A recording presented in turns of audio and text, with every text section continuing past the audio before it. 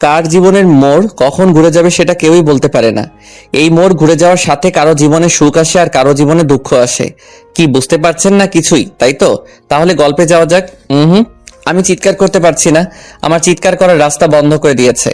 আমার শরীরে লাঠির আঘাতে আঘাতে শরীর থেকে রক্ত পড়ছে। আমার রক্তাক্ত জায়গাতে লবণ দিয়ে আমার যন্ত্রণা আরো বাড়িয়ে দিচ্ছে। কালকে রাত থেকে বিরতিহীন ভাবে আমায় মেরে যাচ্ছে। মনে হচ্ছে নিজের জীবনের অন্তিম মুহূর্তের সামনে দাঁড়িয়ে আছি। যে কোনো সময়ই আমার প্রাণ পাখি উড়াল দিয়ে দিবে আমার আঘাতপ্রাপ্ত শরীর থেকে। পুলিশ কনস্টেবলরা আমায় মারতে মারতে আমার অবস্থা পুরো খারাপ করে দিয়েছে।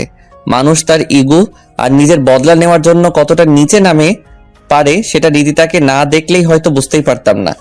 এখন মনে হচ্ছে কেন সেদিন রিদিতা অমন করে নিজে থেকে কথা বলতে আসছিল, কেন আমার আর ডলির কাছে এসে ক্ষমা চেয়েছিল। আসলে সবকিছুই ছিল ওর প্ল্যানের অংশ। মনে হচ্ছে আমায় যদি এর চেয়ে কেউ মেরে ফেলতো তাহলে ভালো হতো। হঠাৎ করে আমার মাথা চক্কর দিয়ে ওঠে আর চোখটা কেমন করে জানি বন্ধ হয়ে আসছে। দুজন পুলিশ কনস্টেবল রাহুলকে ঝুলিয়ে রেখে মেরে যাচ্ছে। রাহুল চিৎকার করতে যেও চিৎকার করতে পারছে না। রাহুলের মুখে একটা ছোট ফোমের বল ঢুকিয়ে রাহুলকে মেরে যাচ্ছে। হঠাৎ করে রাহুল নড়াচড়া বন্ধ করে শান্ত হয়ে যায়। পুলিশ অফিসাররা মারা বন্ধ করে দিয়ে রাহুলের পালস চেক করতে দেখতে পায় রাহুল অজ্ঞান হয়ে গেছে।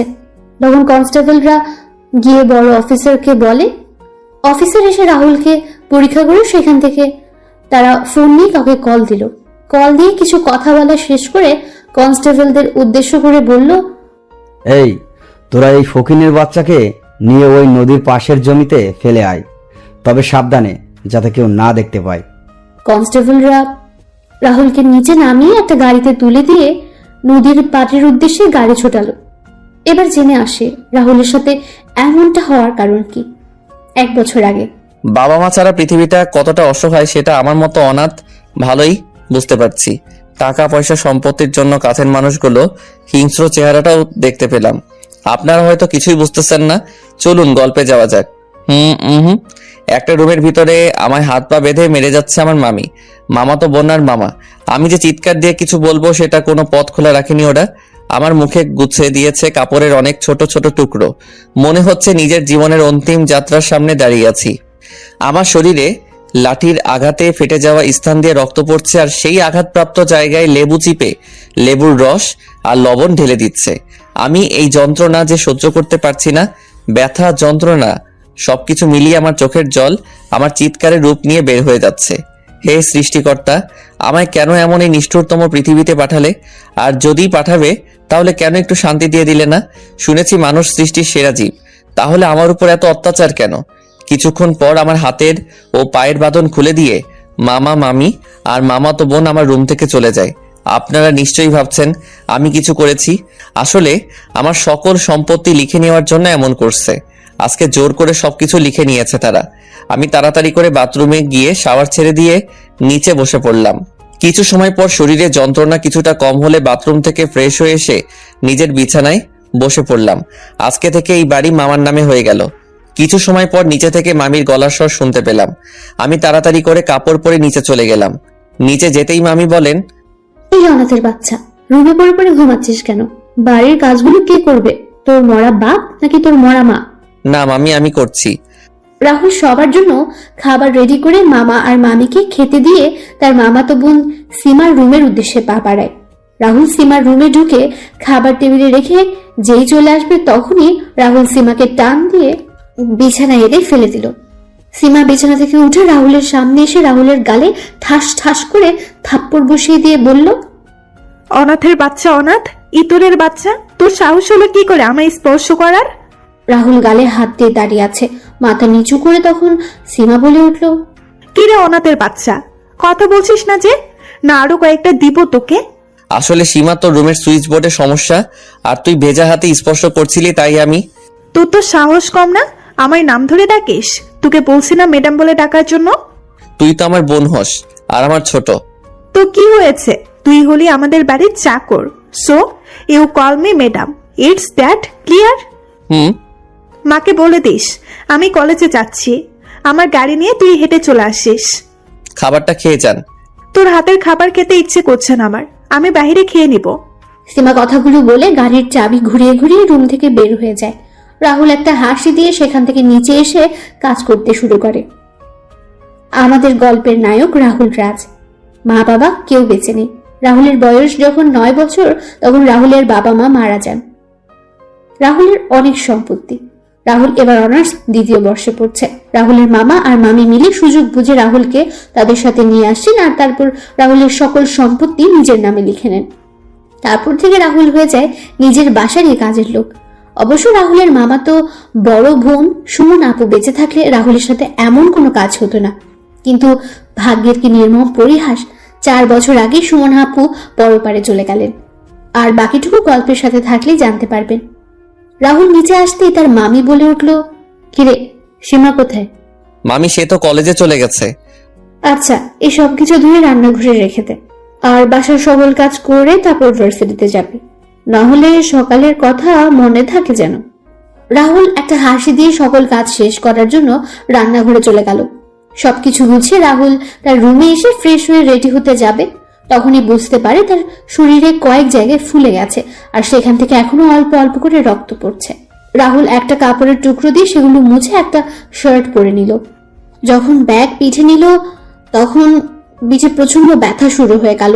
রাহুল সকল ব্যথা সহ্য করে বের হয় ভার্সিটির উদ্দেশ্যে। রাহুল ভার্সিটিতে আসতে রাহুলের বেস্ট ফ্রেন্ড শাকিল আর আরিফ রাহুলের সামনে আসলো আর বলল, কিরে আজকে দেরি হলো যে? তোর তো দেরি হয় না?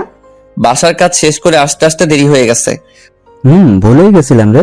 তোকে কত করে বললাম আমাদের সাথে এসে থাকার জন্য, কিন্তু তুই মানা করে দিলি। বাদ দে সব কথা, এখন ক্লাসে চল। 3 বন্ধু মিলে হাসাহাসি করে ক্লাসের দিকে যাচ্ছিল। তখনই রাহুলের সাথে একটা মেয়ের ধাক্কা লাগে আর মেয়েটা মাটিতে পড়ে যায়। রাহুল মেয়েটার দিকে হাত বাড়িয়ে দিয়ে বলে, আসলে আমি দেখতে পাইনি, আমরা কথা বলে আসছিলাম, কিন্তু কি থেকে যে কি হয়ে গেল, আই এম সো সরি। মেয়েটা মাটি থেকে উঠে রাহুলের গালে ঠাস ঠাস করে থাপ্পড় দিয়ে বলে উঠল, মেয়ে দেখলে ধাক্কা খেতে ইচ্ছে করে? তোদের মতো ছেলেদের জন্য আজকে মেয়ে ভালোভাবে ঘোরাফেরা করতে পারে না, নিজের ইচ্ছে মতো স্বাধীনভাবে চলাচল করতে পারে না। তোকে দেখে তো মনে হচ্ছে ভালো ছেলে, কিন্তু তোদের মতো এমন চেহারার ছেলেদের দ্বারাই এমন কাজ করতে পারে। আসলে আপনি। তোর তো সাহস কম না, আমার মুখের উপর কথা বলিস? এই তোরা এই ছেলেকে আমার সামনে থেকে নিয়ে যা, না হলে আমি এই ছেলেকে মেরে ফেলবো। অর্পার মিথিলা এসে রিদিতাকে বলে, রিদি চল তো এখান থেকে, এই ছেলের সাথে কথা বলে লাভ নেই, চল তো ওইদিকে যাই। চল, এর সাথে কথা বলে লাভ নেই। আর শুন, তুই আমার সামনে পড়লে তোর অবস্থা খারাপ করে দিব। কথাটা বলে রিদিতা আর তার বন্ধুরা চলে গেল। শাকিল আর আরিফ রাহুলের সামনে এসে বলল, সরি বন্ধু, আমাদের জন্য তোকে কথা শুনতে হলো। রে বন্ধু, ভুলটা আমাদেরই ছিল। আরে বেটার চল তো, আমি এসব কথায় কান দেই না, ছোট থেকে শুনতে শুনতে আমার গায়ে এখন সয়ে গেছে। রাহুল কথাটা বলে ক্লাসের দিকে হাঁটা দিল আর পেছন পেছন আরিফ আর শাকিল আসছে। রাহুল ক্লাসে এসে সামনের সিটে বসে পড়লো। তখন রিধিতা ক্লাসে এসে প্রবেশ করলো। রাহুলকে সামনের সিটে বসতে দেখে রিধিতা বলে উঠলো, ফকিরের বাচ্চা, তুই কোন সাহসে এখানে এসে বসেছিস? কেন এখানে বসলে কি কোনো সমস্যা? সামনে বসবে আমাদের মতো স্মার্ট শিক্ষিত মেয়েরা, তোর মতো গাইয়া খ্যাত ফকির রানা। ও আচ্ছা। রাহুল আর কোনো কথা না বলে পেছনে গিয়ে বসলো। কিছুক্ষণ পর শাকিল আর আরিফ রাহুলের পাশে এসে বসলো। স্যার ক্লাসে ঢুকে রাহুল আর আরিফ আর শাকিলের সাথে বসে পড়ে। কিছুক্ষণ পর স্যার ক্লাসে প্রবেশ করেন। স্যার সবার দিকে তাকিয়ে যেই ক্লাস শুরু করবেন তখন স্যার রাহুলের দিকে তাকিয়ে বললেন, কি রে রাহুল, পিছনে বসে আছিস কেন? এমনি স্যার। তোরে না বলছিস সামনে বসতে? স্যার ক্লাস যে কোনো এক জায়গায় বসে করা যায়, সামনে বসে ক্লাস করলেই যেই স্যার আমি ভালো স্টুডেন্ট স্মার্ট হয়ে যাবো এমনটা তো নয়। তা অবশ্য ঠিক বলেছিস তুই। রাহুল কথাগুলো একবার রিধিতার দিকে তাকায় আর রিধিতা রাহুলের কথাগুলো শুনে রাগী চোখে রাহুলের দিকে তাকায়। এদিকে অর্পা আর মিথিলা রিধিতাকে আস্তে আস্তে শুনিয়ে শুনিয়ে বলল, ঠান্ডা মাথায় কিছুক্ষণ আগের বদলা নিয়েছিল ছেলেটা। এবার বুঝতে পারছি রাহুলকে কেন ভালো স্টুডেন্ট। রিধি, তুই ওর দিকে তাকিয়ে আছিস কেন? ছেলের সাহস কেমন দেখেছিস? দেখেছিস, বুকের পাঠা আছে ছেলের। মিস রিদিতা আর রিদিতার 2 হাত, আপনারা ক্লাস করবেন না? বের হয়ে যাবেন। ক্লাস করার ইচ্ছে না থাকলে রুম থেকে বের হয়ে যেতে পারেন, দরজা আপনাদের সামনে আছে। কেউ আর কোনো কথা বলল না। স্যার ক্লাস নেওয়া শুরু করলেন। একজন স্যারের ক্লাসের পর আরেকজন স্যার এসে ক্লাস নিয়ে চলে গেলেন। ক্লাস শেষ করে রাহুল, শাকিল, আরিফ শহীদ মিনারে বসে কথা বলছিল। তখনই রিদিতা এসে বলল, তোর তো সাহস কম না, তুই আমায় ক্লাসের সবার সামনে অপমান করিস। আমি আপনাকে কখন অপমান করলাম? তুই ক্লাসে আমায় এই কথাগুলো শুনিয়ে শুনিয়ে কেন বললি? ক্লাসের কেউ এসে প্রতিবাদ করছে না, তাহলে তুই কেন এসেছিস রিদিতা? জানেন তো, চোরের মন পুলিশ পুলিশ। তুই জানিস আমি কে, আমার পরিচয় কি? আপনাকে দেখে আপনার সম্পর্কে জানা হয়ে গেছে আমার। আপনি কোনো অহংকারী বাবা মায়ের অহংকারী মেয়ে হবেন যে মানুষকে মানুষ মনে করেন না। শাকিল, আরিফ, চল এখান থেকে। রাহুল কথাগুলো বলে ভার্সিটি থেকে বের হয়ে আসে। রাহুল বাড়িতে এসে দেখতে পায় বাড়িতে কেউ নেই। রাহুল তার রুমে যাবে, তখন সে শুনতে পায় অদ্ভুত কিছু শব্দ। রাহুল শব্দগুলো অনুসরণ করে কিছুটা সামনে যেতেই একটা রুম দেখতে পায়। রুমটা ছিল সীমার রুম। রাহুল রুমের সামনে গিয়ে দেখতে পায় দরজা ভেতর থেকে ঠিকমতো লাগানো হয়নি। রাহুল দরজা ঠেলে দেখতে পায় আমার মামাতো বোন সীমা আর একটা ছেলে অন্তরঙ্গ সম্পর্কে জড়িয়েছে। তারা এই পাপ কাজের নেশায় এতটাই বিভোর যে দরজাটা লাগাতেই ভুলে গেছে। আমি তো নিজের চোখকে বিশ্বাস করাতে পারছি না। আমার মাথা যেন ঘুরতে লাগলো। কিছুক্ষণের জন্য আমি পাথরের ন্যায় শক্ত হয়ে গেলাম। তখন বললাম, সি সি সি, সীমা এগুলো কি করছিস তুই? মামা মামি জানলে কি হবে বুঝতে পারছিস? রাহুলের কথা শুনে সীমা ওর ছেলেটা আলাদা হয়ে যায়। ছেলেটা নিজের পোশাক পরে সেখান থেকে চলে যায়। সীমা নিজেকে ঢেকে রাহুলের উদ্দেশ্যে বলে, তুই এখানে এই সময়ে? না এলেই তো জানতে পারতাম না তুই এমন একটা কাজ করছিস। আমি জানতাম তুই একটা অহংকারী বদমেজাজি মেয়ে, কিন্তু তুই যে এমন একটা কাজ করবি না সেটা বুঝতে পারিনি। তোকে নিজের বোন বলতে আমার রুচিতে বাজছে। এইরকম পাপ কাজে নিজেকে জড়ানোর আগে একবার অন্তত মামা মামির কথা চিন্তা করতি। তোর এই কাজের কথা মামা মামি জানলে কাউকে নিজের মুখ দেখাতে পারবে না। দেখ রাহুল, তুই ভুল ভাবছিস। হ্যাঁ, নিজের চোখে আমি যা দেখেছি সেটাকে ভুল বলবো? ছি সীমা, ছি। রাহুল কথাগুলো বলে সীমার রুম থেকে বের হয়ে নিজের রুমে চলে যায়। রাহুল ফ্রেশ হয়ে নিচে এসে সবার জন্য খাবার তৈরি করতে থাকে। কিছুক্ষণ পর মামা আর মামি বাসায় ফিরে আসেন। দুপুরের খাবার সবাই একসাথে খাওয়া দাওয়া করে যে যার রুমে চলে যায়। এদিকে বিকেলবেলা রিচিতা, মিথিলা আর অর্পা ছাদে দাঁড়িয়ে আছে। তখন তিনজনই দেখতে পায় রাহুল একটা কবরস্থান থেকে বের হচ্ছে নিজের চোখ মুছতে মুছতে। তখন অর্পা বলে, রাহুল আমাদের এলাকায় কি করে? আমি কি জানি। কালকে ওই ছোট লোকের বাচ্চাকে একটা উচিত শিক্ষা দিব। এই রিদিতা চৌধুরীকে অপমান করার পরিণাম কতটা খারাপ সেটা বুঝতে পারবে। আরে বাদ দে না, ক্লাসের কেউ কিছু বলছে না, তুই বলছিস কেন? সামান্য একটা রাস্তার ছেলে হয়ে ওর সাহস হলো কি করে আমার সাথে অমনটা করার? চল ঘুরে আসি কোথা থেকে, এতে মনও ফ্রেশ হয়ে যাবে। এটাই ভালো হবে, চল রিদিতা। কথাটা বলে তিনজনই বেরিয়ে পড়ে। এইদিকে সন্ধ্যাবেলা রাহুল বাসায় ফিরে নিজের রুমে গিয়ে ফ্রেশ হয়ে পড়তে বসে। এই সন্ধ্যাবেলা রাহুলের কাজ করতে হয় না, তার মামি কাজ করেন। কিছুক্ষণ পর সবাই নাস্তা করে যে যার রুমে চলে যায়। রাহুল যখন পড়ছিল তখন সীমা রাহুলের রুমের সামনে এসে দরজায় কড়া নাড়ে। রাহুল তাকিয়ে সীমাকে দেখতে পেয়ে বলে ওঠে, কি চাই ম্যাডাম? কিছু লাগবে? না। আমি জানি আমি তোর সাথে অনেক খারাপ আচরণ করেছি, তোর গায়ে হাত তুলেছি। আমার এসব কাজের জন্য ক্ষমা চাওয়ার কোনো সুযোগও আমি রাখিনি। তবুও তোর পায়ে ধরে বলছি ভাইয়া, তুই আমায় ক্ষমা করে দে ভাইয়া। আমি তো তোর নিজের বোন না, তবুও নিজের বোন মনে করে ক্ষমা করে দে ভাইয়া, প্লিজ প্লিজ। সীমা কথাগুলো বলে রাহুলের পা জড়িয়ে কান্না করতে থাকে। রাহুল কিছু বলছে না। সীমার চোখের জল রাহুলের পায়ে পড়ছে। রাহুল কি করবে বুঝতে পারছে না। তখন রাহুল নিজের সকল রাগকে ভুলে সীমাকে তার পা থেকে তুলে চেয়ারে বসিয়ে বলে, আচ্ছা যা, আমি তোকে ক্ষমা করে দিলাম। তোকে আমায় কথা দিতে হবে তুই ভবিষ্যতে এমন কাজ আর কখনো করবি না। পড়ালেখায় কোনো ফাঁকি ঝুঁকি দিবি না। আমার কথাগুলো রাখতে পারলে আমি তোকে ক্ষমা করে দিব। আমি তোর সব কথা রাখবো। যা, নিজের রুমে যা এখন। পরের দিন সকালে রাহুল ভোরে ঘুম থেকে উঠে নিচে এসে রান্না করে সীমাকে দেখে অবাক হয়ে যায়। সীমাকে উদ্দেশ্য করে বলে, কিরে তুই এত সকালে রান্নাঘরে? আমি কেন? আজকে থেকে আমি সকাল দুপুরের নাস্তা খাবার আমি আর মা সবার জন্য তৈরি করব। তুই কোনো কাজ করবি না, তুই এখন শুধু পড়ালেখা করবি। আমরা এতদিন তোর সাথে খারাপ ব্যবহার। কালকে কি বললি আর এখন কি করছিস? সবকিছু মনে আছে আমার। পড়ালেখা করবি তাহলে রান্নাঘরে কি? যা গিয়ে পড়তে বস। যা তো ভাইয়া, আমায় ডিস্টার্ব করিস না। তুই রুমে গিয়ে ফ্রেশ হয়ে আয়, আমি খাবার দিচ্ছি। কিন্তু যা তো তুই। সীমা রাহুলকে সেখান থেকে তার রুমে ঠেলে পাঠিয়ে দেয়। রাহুল হাসতে হাসতে তার রুমে চলে যায়। এদিকে রাহুলের মামি নিচে এসে দেখতে পান সীমা রান্নাঘরে রান্না করছে। তখন সীমাকে বললেন, সীমা তুই রান্না করে কেন? রাহুল কোথায়? ভাইয়া এসেছিল, কিন্তু আমি ভাইয়াকে তার রুমে পাঠিয়ে দিয়েছি। ভাইয়া মানে? ভাইয়াকে ভাইয়া বলবো না তো কি বলবো?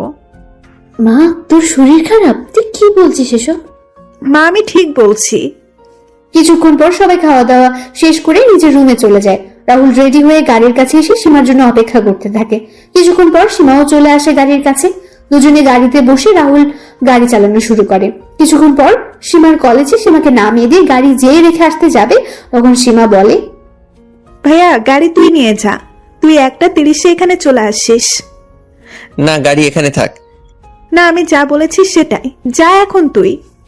রাহুল গাড়ি নিয়ে ভার্সিটিতে প্রবেশ করে গাড়ি পার্ক করে গাড়ি থেকে বের হয়। রাহুলকে গাড়ি থেকে বের হতে দেখে অনেকে তাকিয়ে আছে। অর্পা আর মিথিলা বলে ওঠে, এটা কি দেখছি আমি?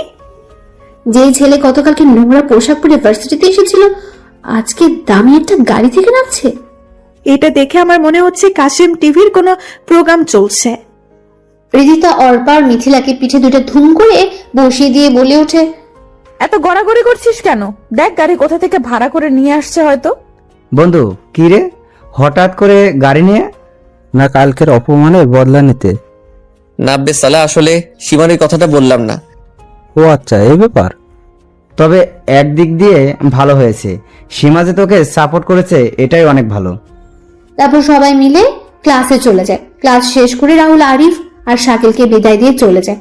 সীমাকে কলেজ থেকে নিয়ে বাসায় চলে আসে। বাসায় এসে রাহুল দেখতে পায় খাবার টেবিলে সাজানো।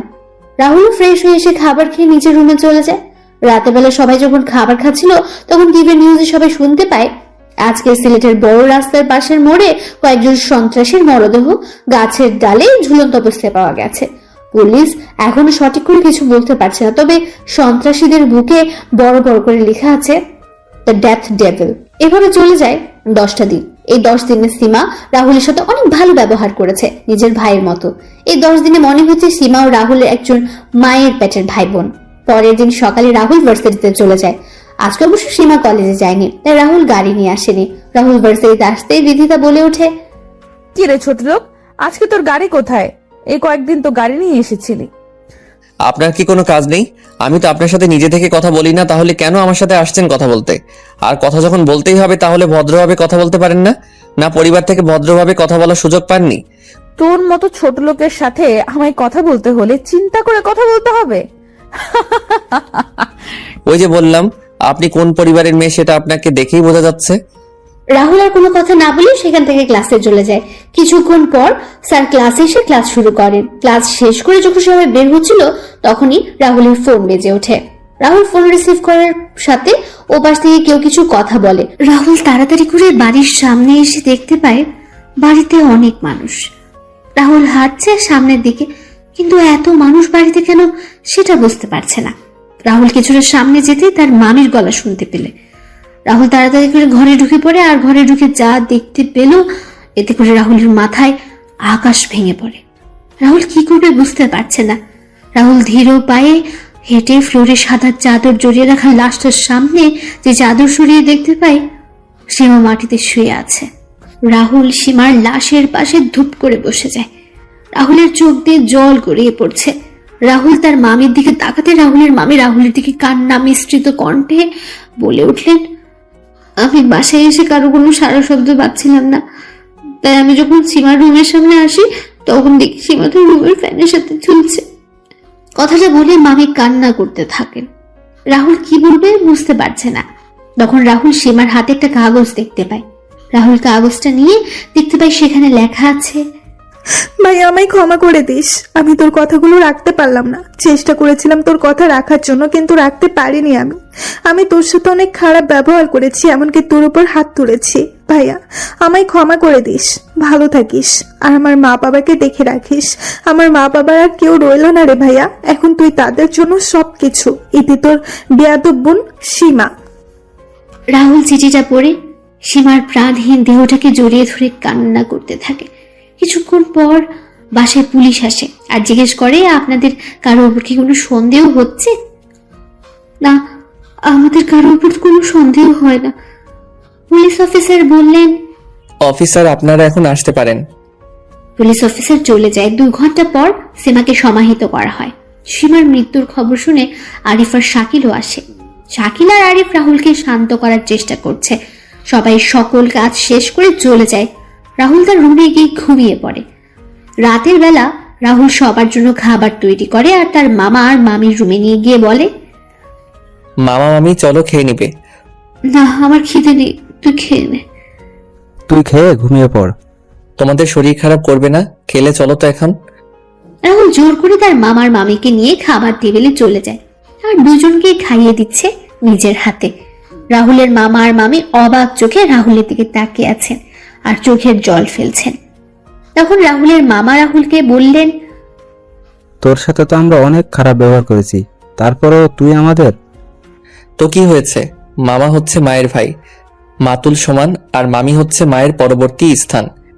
আমাদের ক্ষমা করে দে বাবা, আমরা সম্পত্তির লোভে অন্ধ হয়ে গিয়েছিলাম। আরে কথা বলা বন্ধ করে খাও তোমরা। সবাই খাওয়া দাওয়া করে যে যার রুমে গিয়ে ঘুমিয়ে পড়ে। পরের দিন সকালে রাহুল যে ইউনিভার্সিটিতে প্রবেশ করতে যাবে, তখন রিধিতা রাহুলের সামনে এসে দাঁড়ায়। তখন রাহুল বলে, কি ব্যাপার, আপনি রাস্তা আগলে দাঁড়ালেন কেন? ঠাস ঠাস, তোরে বলছি না আমায় কোনো প্রশ্ন করবি না। প্রশ্ন আমি তোকে করব। আচ্ছা করুন, কি প্রশ্ন করবেন? তুই কালকে আমার সিটে বসেছিস, তার উপর আমায় কথা শুনিয়েছিস, এর জন্য তোকে শাস্তি পেতে হবে। শাস্তি পেতে হবে মানে? এই তোরা বল, একে কি শাস্তি দেওয়া যায়? আজকে আরিফ আর শাকিল ভার্সিটিতে আসেনি। রিধিতার কথা শুনে ওর এক বন্ধু এক এক রকমের শাস্তির নাম বলছিল। তখন অর্পা বলে ওঠে, রিদিতা, কালকে না তোর পানের বোতল ড্রেনে পড়ে গেছিল ওইটা? Good idea. দেখুন, আমি ক্ষমা চাইছি কালকে সবকিছুর জন্য। আমার মন মেজাজ ভালো নেই, তাই আমায় এসব শাস্তি দিয়েন না। তুই এসব বলে পার পেয়ে যাবে ভেবেছিস? তাহলে তুই ভুল ভাবছিস। তুই ভুল করেছিস, তার মাসুল তো দিতেই হবে। কতগুলো বলে রিদিতা আর ওর বান্ধবীরা আমার দিকে এগোতে লাগলো আর আমি পিছাতে লাগলাম। পিছাতে পিছাতে আমি হঠাৎ আমার চোখ পড়ে, আমি একটা ড্রেনের ঢাকনা খোলা, আমি সেটা দেখে পাশ কেটে সরে আসি। কিন্তু রিদিতা আমার দিকে তাকিয়ে হাঁটছিল আর পড়ে গেল ড্রেনের ভিতরে। রিদিতাকে ড্রেনের ভিতরে পড়তে দেখে সবাই রিদিতাকে নিয়ে হাসাহাসি করছে। আমি দাঁড়িয়ে আছি চুপচাপ। আমি যে হাসছি না এটা নয়, আমি হাসছি, তবে ভেতরে ভেতরে। নিজেকে কিছুটা স্বাভাবিক করে আমি কিছুটা এগিয়ে গিয়ে হাত বাড়িয়ে দিয়ে বললাম, চলুন উঠে আসুন এখন। তুই শর্ত, তোর মতো ছোট লোকের হাতে আমি হাত রাখবো? ছোট লোককে সেটা এখন সবাই দেখতে পাচ্ছে। যেখানে পড়েছেন সেখান থেকে বাজে দুর্গন্ধ আসছে। আপনার বান্ধবীরা চলে গেছে, তাড়াতাড়ি উঠে আসুন। রাহুল রিধিতাকে গাড়ি থেকে তুলে দিয়ে বলে, যান, বাসায় গিয়ে ফ্রেশ হয়ে নিন, আর কারোর সাথে খারাপ কাজ করার আগে 3 বার ভেবে দিবেন। আসি আমি। রিধিতা চলে যায় গাড়ি নিয়ে বাসায়, আর রাহুল চলে যায় ক্লাসে। রাহুল গিয়ে দ্বিতীয় সারির একটা সিটে বসে পড়ে। কিছুক্ষণ সময় পর একটা ছেলে ক্লাসে প্রবেশ করে। রাহুল তখন বই পড়ছিল। তখনই রাহুল উড়ে গিয়ে দেওয়ালের সাথে ধাক্কা খায়। দেওয়ালের সাথে ধাক্কা খাওয়ার সাথে সাথে রাহুলের মাথা ফেটে রক্ত বের হয়ে যায়। রাহুল মাথা চেপে ধরে দাঁড়াতে একটা ছেলে বলে ওঠে, এই সিটটা হলো আমার, তুই এখানে বসার সাহস পেলি কোথা থেকে? যা পিছনে গিয়ে বসে পড় চুপচাপ। কোনো কথা না বলে নিজের মাথা চেপে ক্লাস থেকে বের হয়ে একটা গাছের নিচে বসে পড়লাম। মাথাটাও কেমন যেন ঘুরছে, কি করব বুঝতে পারছি না। হঠাৎ করে চোখ দুটো বন্ধ হয়ে গেল। রাহুলের যখন জ্ঞান ফিরে তখন সে দেখতে পায় একটা রুমে শুয়ে আসে। তারপর পাশে আরিফ, শাকিল আর একটা মেয়ে দাঁড়িয়ে আছে। তখন রাহুল বলে, তুই হাসপাতালে আছিস আর আমাদের এখানে ও আসতে বলেছে। কে উনি? আমার নাম ডলি, আমি তোমাদের সাথেই পড়ি। আসলে ক্লাসে যে ছেলেটা তোমায় মেরেছে সে হচ্ছে এই শহরের মাফিয়া ও ড্রাগসের ব্যবসাকারী জয়নালের ছেলে ডনি। তুমি যেই সিটে বসেছিলে ওই সিটে ডনি ছাড়া কেউ বসে না। কিন্তু ওই ছেলেকে তো আমি এই কয়েক মাসে ক্লাসে দেখিনি। রাহুল, তোকে এটা বলা হয়নি আমাদের। আসলে ডনি খুব কম সময়ে ভার্সিটিতে আসে। যখন ড্রাগসের মজুদ ভার্সিটিতে শেষ হয়ে যায় তখন ডনি আসে। মানে?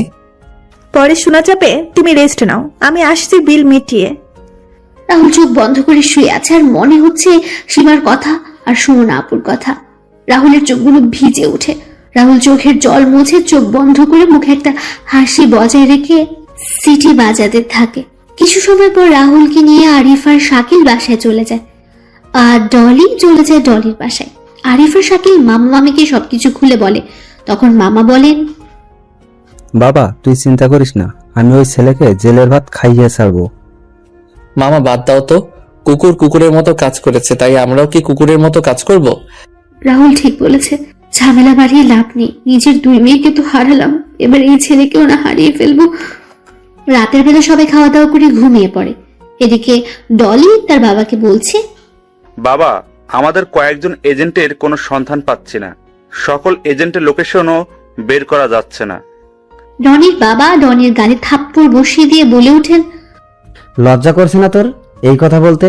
আমি বসকে বলে তোকে এই বাংলাদেশের দায়িত্ব দিয়েছি, আর সেই জায়গায় তুই কোনো কিছুই খুঁজে বের করতে পারছিস না। তোর জন্য বসের কাছে আমায় শুধু শুধু কথা শুনতে হচ্ছে। বাবা, আমি চেষ্টা করেছি, কিন্তু কিছুই তো হচ্ছে না। আমার লোকেরা ওদের ভালো করে খুঁজেছে, কিন্তু পায়নি। আমার মনে হয় ওদের কেউ মেরে ফেলেছে। আচ্ছা আমি দেখছি। ডনি যখন রুম থেকে বের হয়ে যাবে তখন জয়নালের ফোন বেজে ওঠে। জয়নাল ফোন রিসিভ করে ওপাশ থেকে যা শুনতে পেল তাতে জয়নাল থপ করে সোফায় বসে পড়ে, আর হাত থেকে ফোন পড়ে যায়। ডনি তার বাবার কাছে এসে তার বাবাকে ধরে বলে, বাবা, কি হয়েছে? কে কল দিয়েছিল? আর তুমি কি বা শুনলে? আমাদের সকল ইনফরমেশন কেউই হ্যাক করে দিয়েছে এবং কোনো একজন মাফিয়াকে দিয়ে দিয়েছে। কি বলছো কি? হ্যাঁ, এখন এই ইনফরমেশনগুলো লিক হয়ে গেলে আমাদের মৃত্যু নিশ্চিত। আমরা কোনো দেশে পালিয়ে বাঁচতে পারবো না। বাবা, এখন কি করবে তাহলে? একজন আছে যে আমাদের রক্ষা করতে পারে। কে বাবা? হ্যাকার রাজ। জয়নাল ফোন দিয়ে রাজের সাথে কথা বলে, রাজের সাথে দেখা করতে চায় এবং রাজও দেখা করতে চায়। পরের দিন বিকেলে রিদিতা ছাদে দাঁড়িয়ে আছে কফি হাতে। তখন রিদিতা দেখতে পায় রাহুল কবরস্থান থেকে বের হয়ে যাচ্ছে। এদিকে রাজ চলে আসে জয়নালের বলা ঠিকানায়। রাজের মুখে মাস্ক ছিল, আর জয়নাল বলছে, রাজ, এখন তোকে আমাদের খুব দরকার। আমাদের এখানে বেঁচে থাকা অনেক কষ্টদায়ক হয়ে গেছে। আমি কিছু করতে পারবো না। আমি ওই রাস্তা ছেড়ে দিয়েছি। আমি এখন ভালো হতে চাই। নিজের পুরনো রূপটাকে আমি 4 বছর আগে দাফন করে দিয়েছি। তাই আমায় কল দিয়ে বিরক্ত করবি না। আমায় বিরক্ত করলে এর ফল ভালো হবে না। আর হ্যাঁ, আমার পরিচয় যেন কেউ জানতে না পারে। রাজ কথাটা বলে সেখান থেকে চলে যায়, আর জয়নাল ও ডনি তাকিয়ে আছে রাজের যাওয়ার দিকে। তখন ডনি বলে, বাবা, তুমি চিন্তা করো না। আমি একে আজকে রাত শেষ হওয়ার আগেই নিয়ে আসব। জানিস এই রাজকে? কি তার পরিচয়, কি তার কাজ? বাবা, পুরো হ্যাকারদের গডফাদার হলো রাজ। রাজের সাথে পাঙ্গা নিয়ে আজ পর্যন্ত কেউ বাঁচতে পারেনি, আর তুই বলছিস সেই রাজকেই নিয়ে আসবি? ড্রাগন গ্রুপের নাম শুনেছিস? আন্ডারওয়ার্ল্ডের এক সময়ের শক্তিশালী টিমের কথা বলছো? সেই ড্রাগন গ্রুপের লিডার হলো এই রাজ। কি? হ্যাঁ। এবার কি করবে তাহলে? ও যে মানা করে দিল। রাজ আসবে আমার কাছে খুব তাড়াতাড়ি। হা হা হা। পরের দিন রাহুল ভার্সিটিতে বসেছিল। তখন ডলি এসে রাহুলের পাশে বসে আর বলে, কি অবস্থা এখন তোমার? ভালো, ধন্যবাদ তোমায়। ডলি আর রাহুল কথা বলছিল, তখন রিদিতা সেখানে চলে আসে। রাহুল সেখানে যেই উঠতে যাবে তখন ডলি রাহুলকে বসিয়ে দিল, আর রিদিতা বলে, কি রে ছোট লোক, একটা মেয়েও জুটিয়ে নিয়েছিস? রীতিতা, মুখ সামলে কথা বলবি।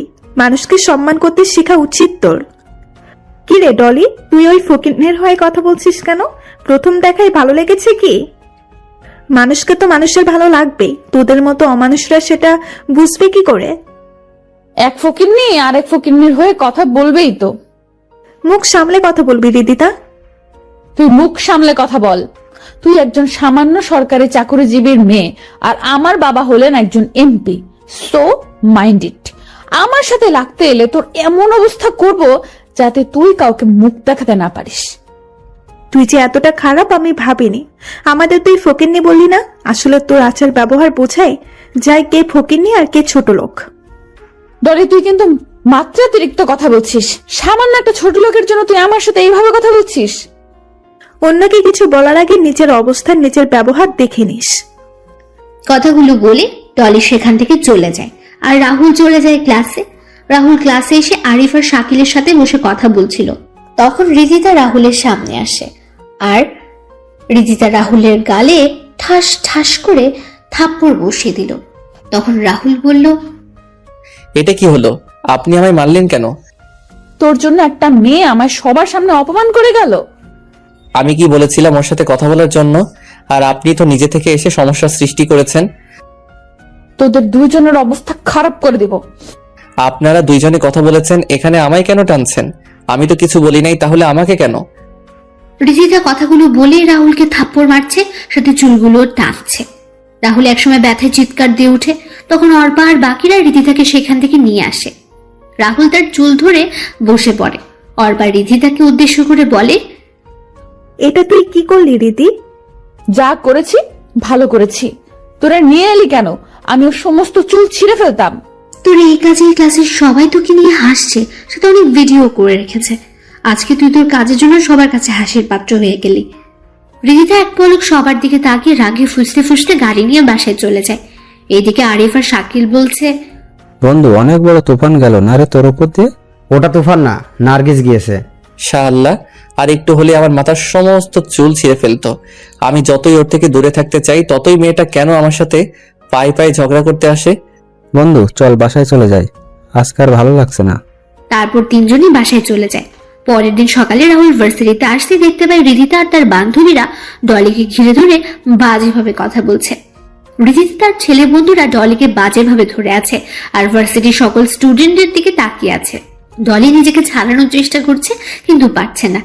রাহুলের এটা দেখে মেজাজ গরম হয়ে যায়। তখন রাহুল রিদিতার সামনে গিয়ে বলে, এখানে কি হচ্ছে? এখানে ওই মেয়ের মুখ কালো করে সমাজের মাঝে নতুন পরিচয় হবে। দেখুন আপনার সমস্যা আমার সাথে, তাই ডলিকে ছেড়ে দিন। কাউকে ছাড় দেওয়া হবে না। আগে এই মেয়ে, তারপর ওই ছেলে। ওই তোরা ভিডিও কর, আমি আজকে ডলির সম্মানহানি করব। কথাটা বলে রিদিতা যখন ডলির ওড়না ধরে টান দিবে, তখন রাহুল আবার বলে, একজন মেয়ে হয়ে আপনি আরেকটা মেয়ের সাথে এমন করছেন? সর এখান থেকে, ছোট লোকের বাচ্চা। কথাটা বলে রিদিতা যে ওড়না ধরবে, তখন রাহুল সবাইকে অবাক করে দিয়ে রিদিতার গেঞ্জি টেনে ধরে আর বলে, নে এবার ভিডিও কর। তোর অনেক ইচ্ছা না অন্যের সম্মানহানি করার? এবার তোর সম্মানহানি হবে।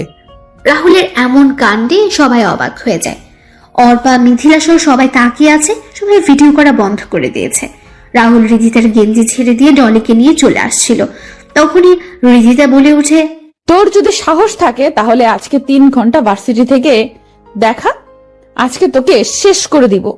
যা, তোর কোনো বাপ আছে নিয়ে আয়। দেখা যাবে।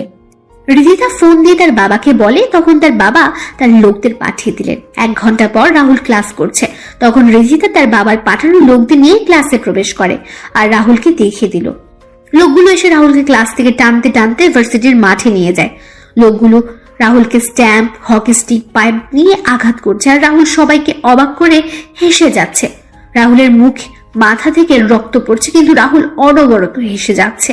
রাহুলের দিকে তাকিয়ে আছে সবাই অবাক চোখে। এত আঘাতের পরও হাসছে। ডলি, আরিফ আর শাকিল বলছে, কিরে রাহুল হাসছে কেন? এত আঘাতের পরেও হাসছে?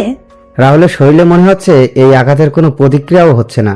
রাহুল হাসছে দেখে রিদিতা রাহুলের সামনে গিয়ে বলে, কিরে হাসছিস কেন? হাসবো না কেন বলতো? তোর ডেকে আনা লোকগুলো আমায় কিছু করতে পারছে না। তোর শরীর থেকে রক্ত পড়ছে আর বলছিস কিছু হয়নি? দাঁড়া, তোর খালি শরীরে আঘাত করলেই বুঝতে পারবি। রাহুল টি শার্ট ছিঁড়ে ফেলতেই সবাই অবাক হয়ে যায়। রিদিতার বাবার লোকেরা পালিয়ে যায় আর রিদিতা সেখান থেকে কয়েক পা পিছিয়ে যায়। ভার্সিটির সবাইও তাকিয়ে আছে রাহুলের দিকে। ডলি, আরিফ আর শাকিলও তাকিয়ে আছে। রাহুল রিদিতার সামনে গিয়ে বলে, কি রে, মারবি না আমায় তুই? কে তুই? আমি একজন ছোট লোক মানুষ। তাহলে তোর শরীরে এতগুলো আঘাত ও গুলির চিহ্ন কেন? তোর এসব জানার কোনো প্রয়োজন নেই। তুই মার আমায়, আয় মার। রাহুল কথাগুলো বলে রিদিতার দিকে এগোচ্ছিল। তখনই রিদিতা ও তার বন্ধুরা সেখান থেকে দৌড়ে চলে গেল।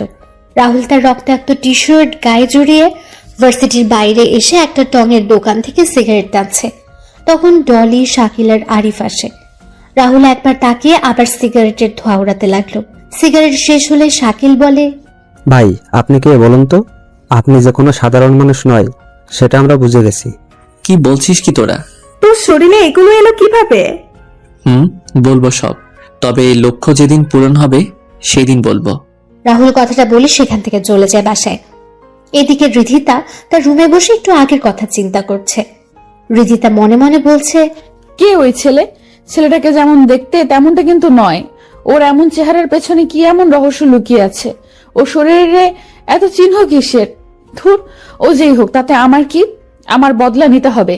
সেদিন আমি চিন্তা করব কি করে যে বদলাটা নেই। আমি কি করে?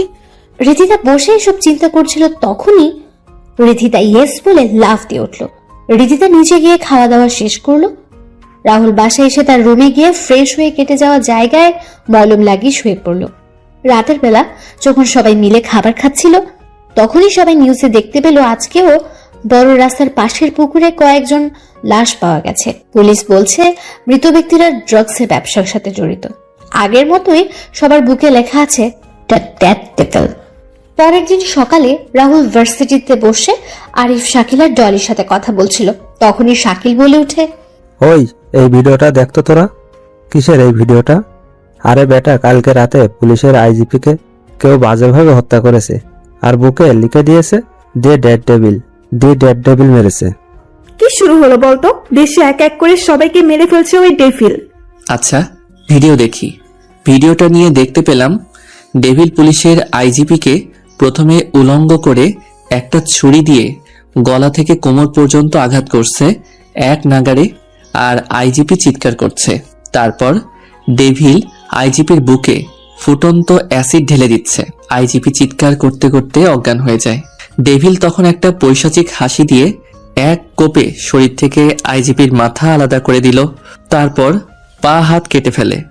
সবার ভিডিওটা দেখে মাথাটা কেমন যেন ঘুরতে লাগলো।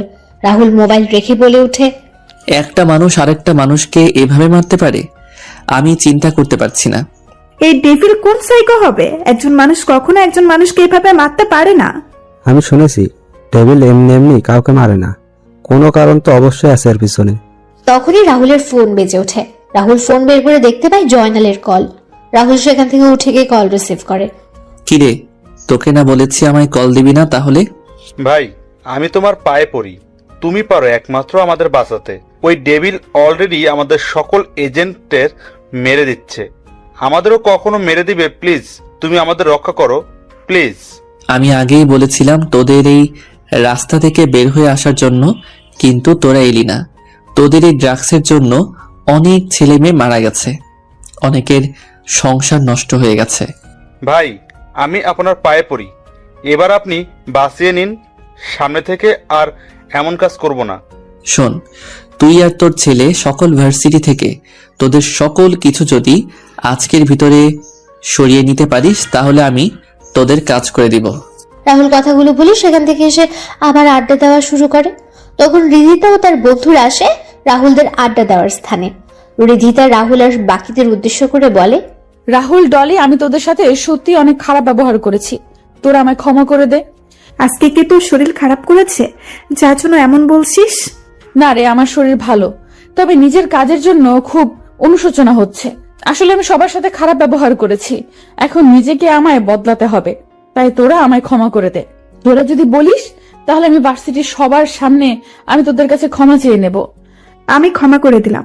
দেখ রাহুল তোকে ক্ষমা করে দেয় কিনা।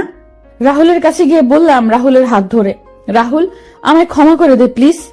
আমি তো নিজের ভুল বুঝতে পেরেছি আর নিজের ভুলের জন্য ক্ষমাও চাইছি। এই কি করছেন? আমি একজন ছোট লোক ছেলে, আমায় ধরছেন কেন? আপনি একজন এমপির মেয়ে হয়ে আমার হাত ধরছেন, এটা দেখলে লোকে কি বলবে? ছাড়ুন ছাড়ুন। Rahul please please. তখন শাকিল, আরিফ, ডলি সবাই বলে ক্ষমা করে দেওয়ার জন্য। রাহুলও কিছুক্ষণ সময় চিন্তা করে বলে, আচ্ছা যান, ক্ষমা করে দিলাম, তবে সবার সাথে ভালো ব্যবহার করবেন, সবাইকে সম্মান করবেন। তাহলে আমরা আজকে থেকে সবাই বন্ধু। আচ্ছা শুন, তোরা কালকে আমার জন্মদিন, তাই বাড়িতে একটা পার্টির আয়োজন করা হয়েছে, তোরা সবাই আসবি।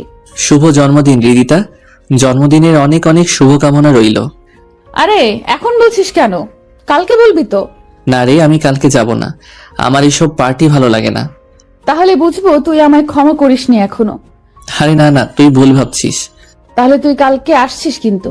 সবাই জোর করে রাহুলকে যাওয়ার জন্য, আর রাহুলও কোনো উপায় না পেয়ে রাজি হয়ে যায়। সবাই যখন কথা বলছিল তখন ভার্সিটির কয়েকটা গাড়ি প্রবেশ করে আর সবাই গাড়িগুলোর দিকে তাকায়। তখন সবাই দেখতে পায় ডনি আর জয়নাল গাড়ি থেকে নামছে। ডনি আর জয়নাল গাড়ির পেছনে কয়েকটা ট্রাক প্রবেশ করেছে। ভার্সিটি, ডনি আর তার লোকেরা দৌড়ে চলে যায় একাডেমিক ভবনের দিকে। আর জয়নাল বলে ওঠে, আজকে থেকে এই ভার্সিটিতে কেউ কখনো ড্রাগসের ব্যবসা করতে পারবে না। এই ভার্সিটি হবে মাদক মুক্ত।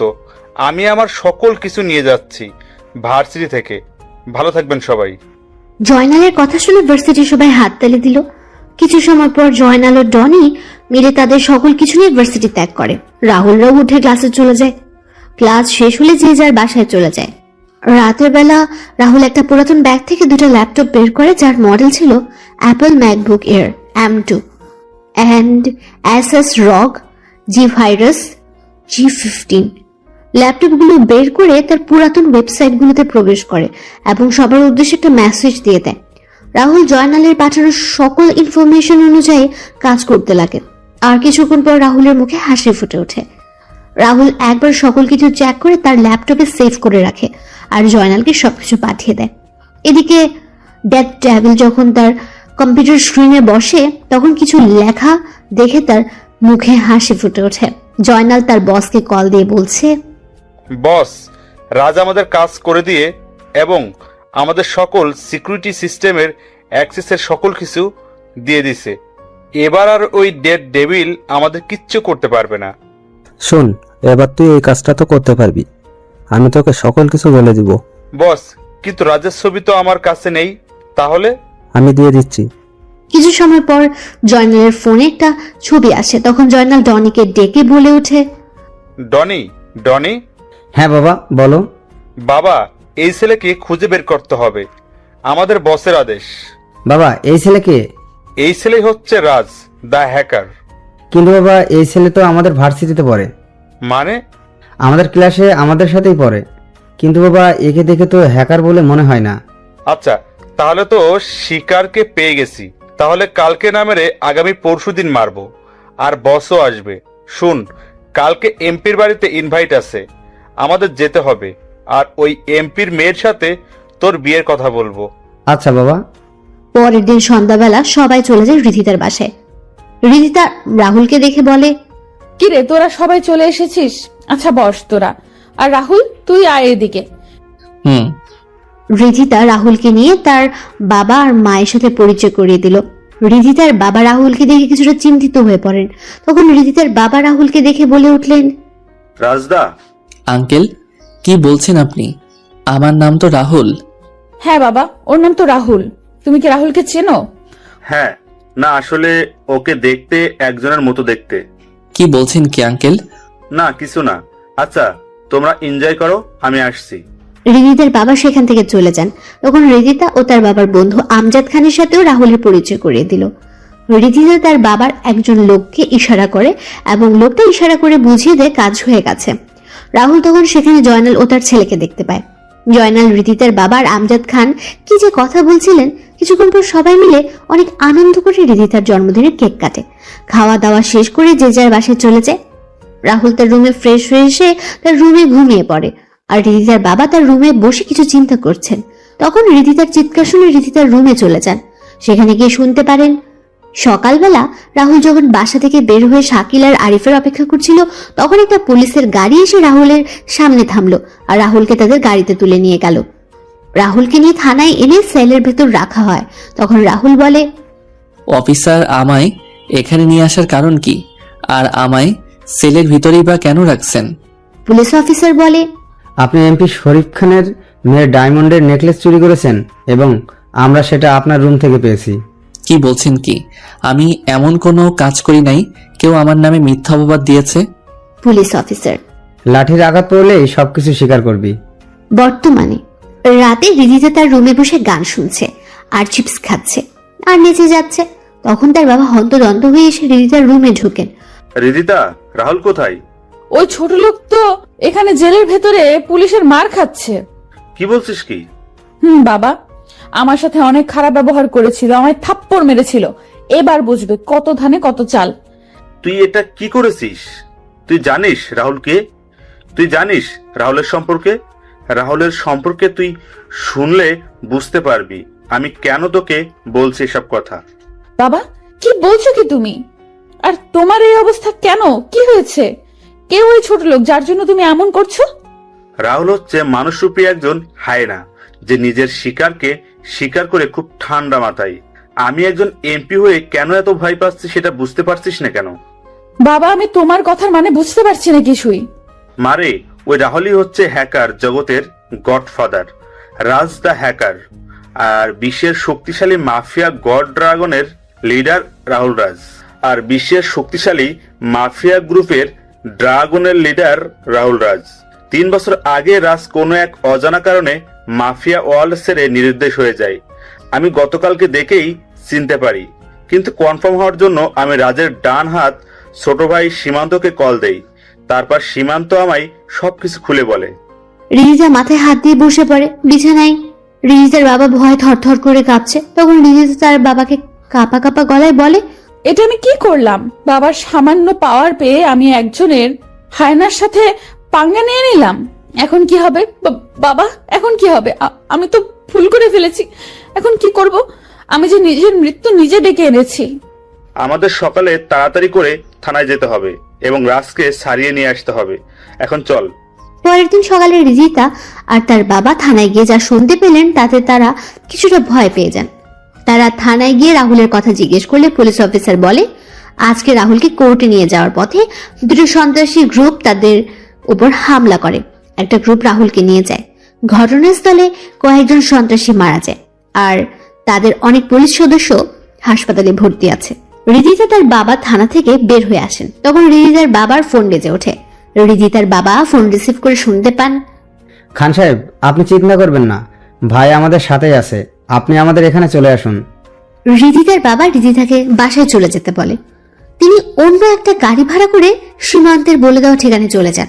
এদিকে রিজিতা বাসার দিকে গাড়ি চালিয়ে আসছিল, তখনই কবরস্থানে সেই চাচাকে দেখতে পায়।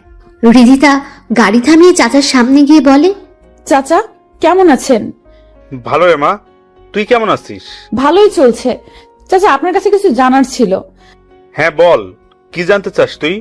আচ্ছা, একটা ছেলেকে দেখি প্রত্যেকদিন বিকেলে কবরস্থানে আসে আর কান্না করতে করতে বের হয়ে যায়। আসলে ছেলেটা এখানে কেন আসে আর কান্নাই বা কেন করে? আচ্ছা, তুমি রাজের কথা বলছো? মারে, ছেলেটার পৃথিবীতে কেউ নেই। রাজের বয়স যখন 10 তখন তার মা বাবা মারা যান। তারপর থেকে রাজের দেখাশোনা করার জন্য তার মামা আর মামি তাদের বাসায় চলে আসেন। রাজের মামা আর মামি ছিলেন লোভী প্রকৃতির। তারা রাজের সম্পত্তির লোভে রাজের দেখাশোনা করার নামে রাজের উপর অত্যাচার করত। রাজের মামা মামি আর রাজের মামাতো ভাই বোন রাজকে সহ্য করতে পারত না। রাজের উপর চলত প্রাচীন যুগের অমানবিক নিষ্ঠুর অত্যাচার। রাজের বড় মামাতো বোন সুমনা রাজকে অনেক ভালোবাসতো। রাজও সুমনাকে অনেক ভালোবাসতো। বলতে পারে সুমনা হয়ে যায় রাজের মা বাবা। রাজের উপর কোনো অত্যাচার হলে সুমনা তার প্রতিবাদ করত। রাজকে নিয়ে বিভিন্ন জায়গায় ঘুরতে যেত। সুমনা যতদিন বাসায় থাকতো ততদিন সবাই রাহুলের সাথে ভালো ব্যবহার করত। কিন্তু ভাগ্যের কি নির্মম পরিহাস, সুমনা কোনো এক অজানা কারণে 4 বছর আগে সুমনাও মারা যায়।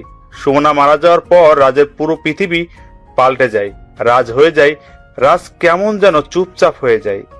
মামা মামি আর ছোট মামাতো বোন রাজকে শত আঘাত করলেও রাজ সবকিছু মুখ বুজে সহ্য করে নিত। রাজ প্রত্যেক দিন এসে সুমনা ও তার মা বাবা কবরের কাছে বসে কান্না করে সবকিছু বলতো। আমি ছেলেটার কথাগুলো শুনে বাকরুদ্ধ হয়ে যেতাম। ছেলেটার কান্না শুনে আমি কান্না করতাম। রাজ একদিন এসে কান্না করে বলে, জানো মা বাবা আপু, আজকে মামা মামি আর সীমা মিলে আমায় অনেক মেরেছে। আমার মুখে কাপড় গুজে দিয়ে আঘাত করেছে। আমার শরীরে লাঠির আঘাতে ফেটে যাওয়া স্থান দিয়ে রক্ত পড়ছে। আর সে আঘাতপ্রাপ্ত জায়গায় লেবু চিপে লেবুর রস আর লবণ ঢেলে দিচ্ছে। আমি এই যন্ত্রণা যে সহ্য করতে পারছি না। ব্যথা, যন্ত্রণা সবকিছু মিলিয়ে আমার চোখের জল আমার চিৎকারের রূপ নিয়ে বের হয়ে যাচ্ছে। আমায় কেন তোমরা একা রেখে চলে গেলে? আমার পিঠে যে প্রচন্ড ব্যথা করছে। মা বাবা, আপু, তোমরা শুনতে পাচ্ছ? আমার পিঠে অনেক ব্যথা করছে। আমি অনেক গুলি খেয়েছি, কিন্তু এমন ব্যথা আমার কখনো লাগেনি। তোমরা কেন আমায় একা রেখে চলে গেলে? বেশ, কেন আমায় তোমাদের সাথে নিয়ে গেলে না? জানিস মা, রাজ তার নিজের মা আর বাবার নামে একটা অনাথ আশ্রম আর সুমনার নামে একটা হাসপাতাল তৈরি করেছে। রাজকে একটা মেয়ে তার ভার্সিটিতে নানাভাবে অপমান করত, কটু কথা বলতো, মা বাবা তুলে কথা বলতো, কিন্তু রাজ কিছুই বলতো না। কয়েকদিন আগে রাজ এসে আমায় বলে যায়, চাচা, আমার বোনেদের খুনিদের সন্ধান পেয়ে গেছি। এবার শুরু হবে মৃত্যুর মিছিল। সব কয়টাকে শোনাবো মৃত্যুর ভয়ানক শব্দগুলো। কি বলছিস কি রাজ? তুই, সুমনা আর সীমা হত্যা করা হয়েছে মানে? চাচা, হত্যা করা হয়েছে। তোমায় সব বলবো, তবে কাজ শেষ করে এসে।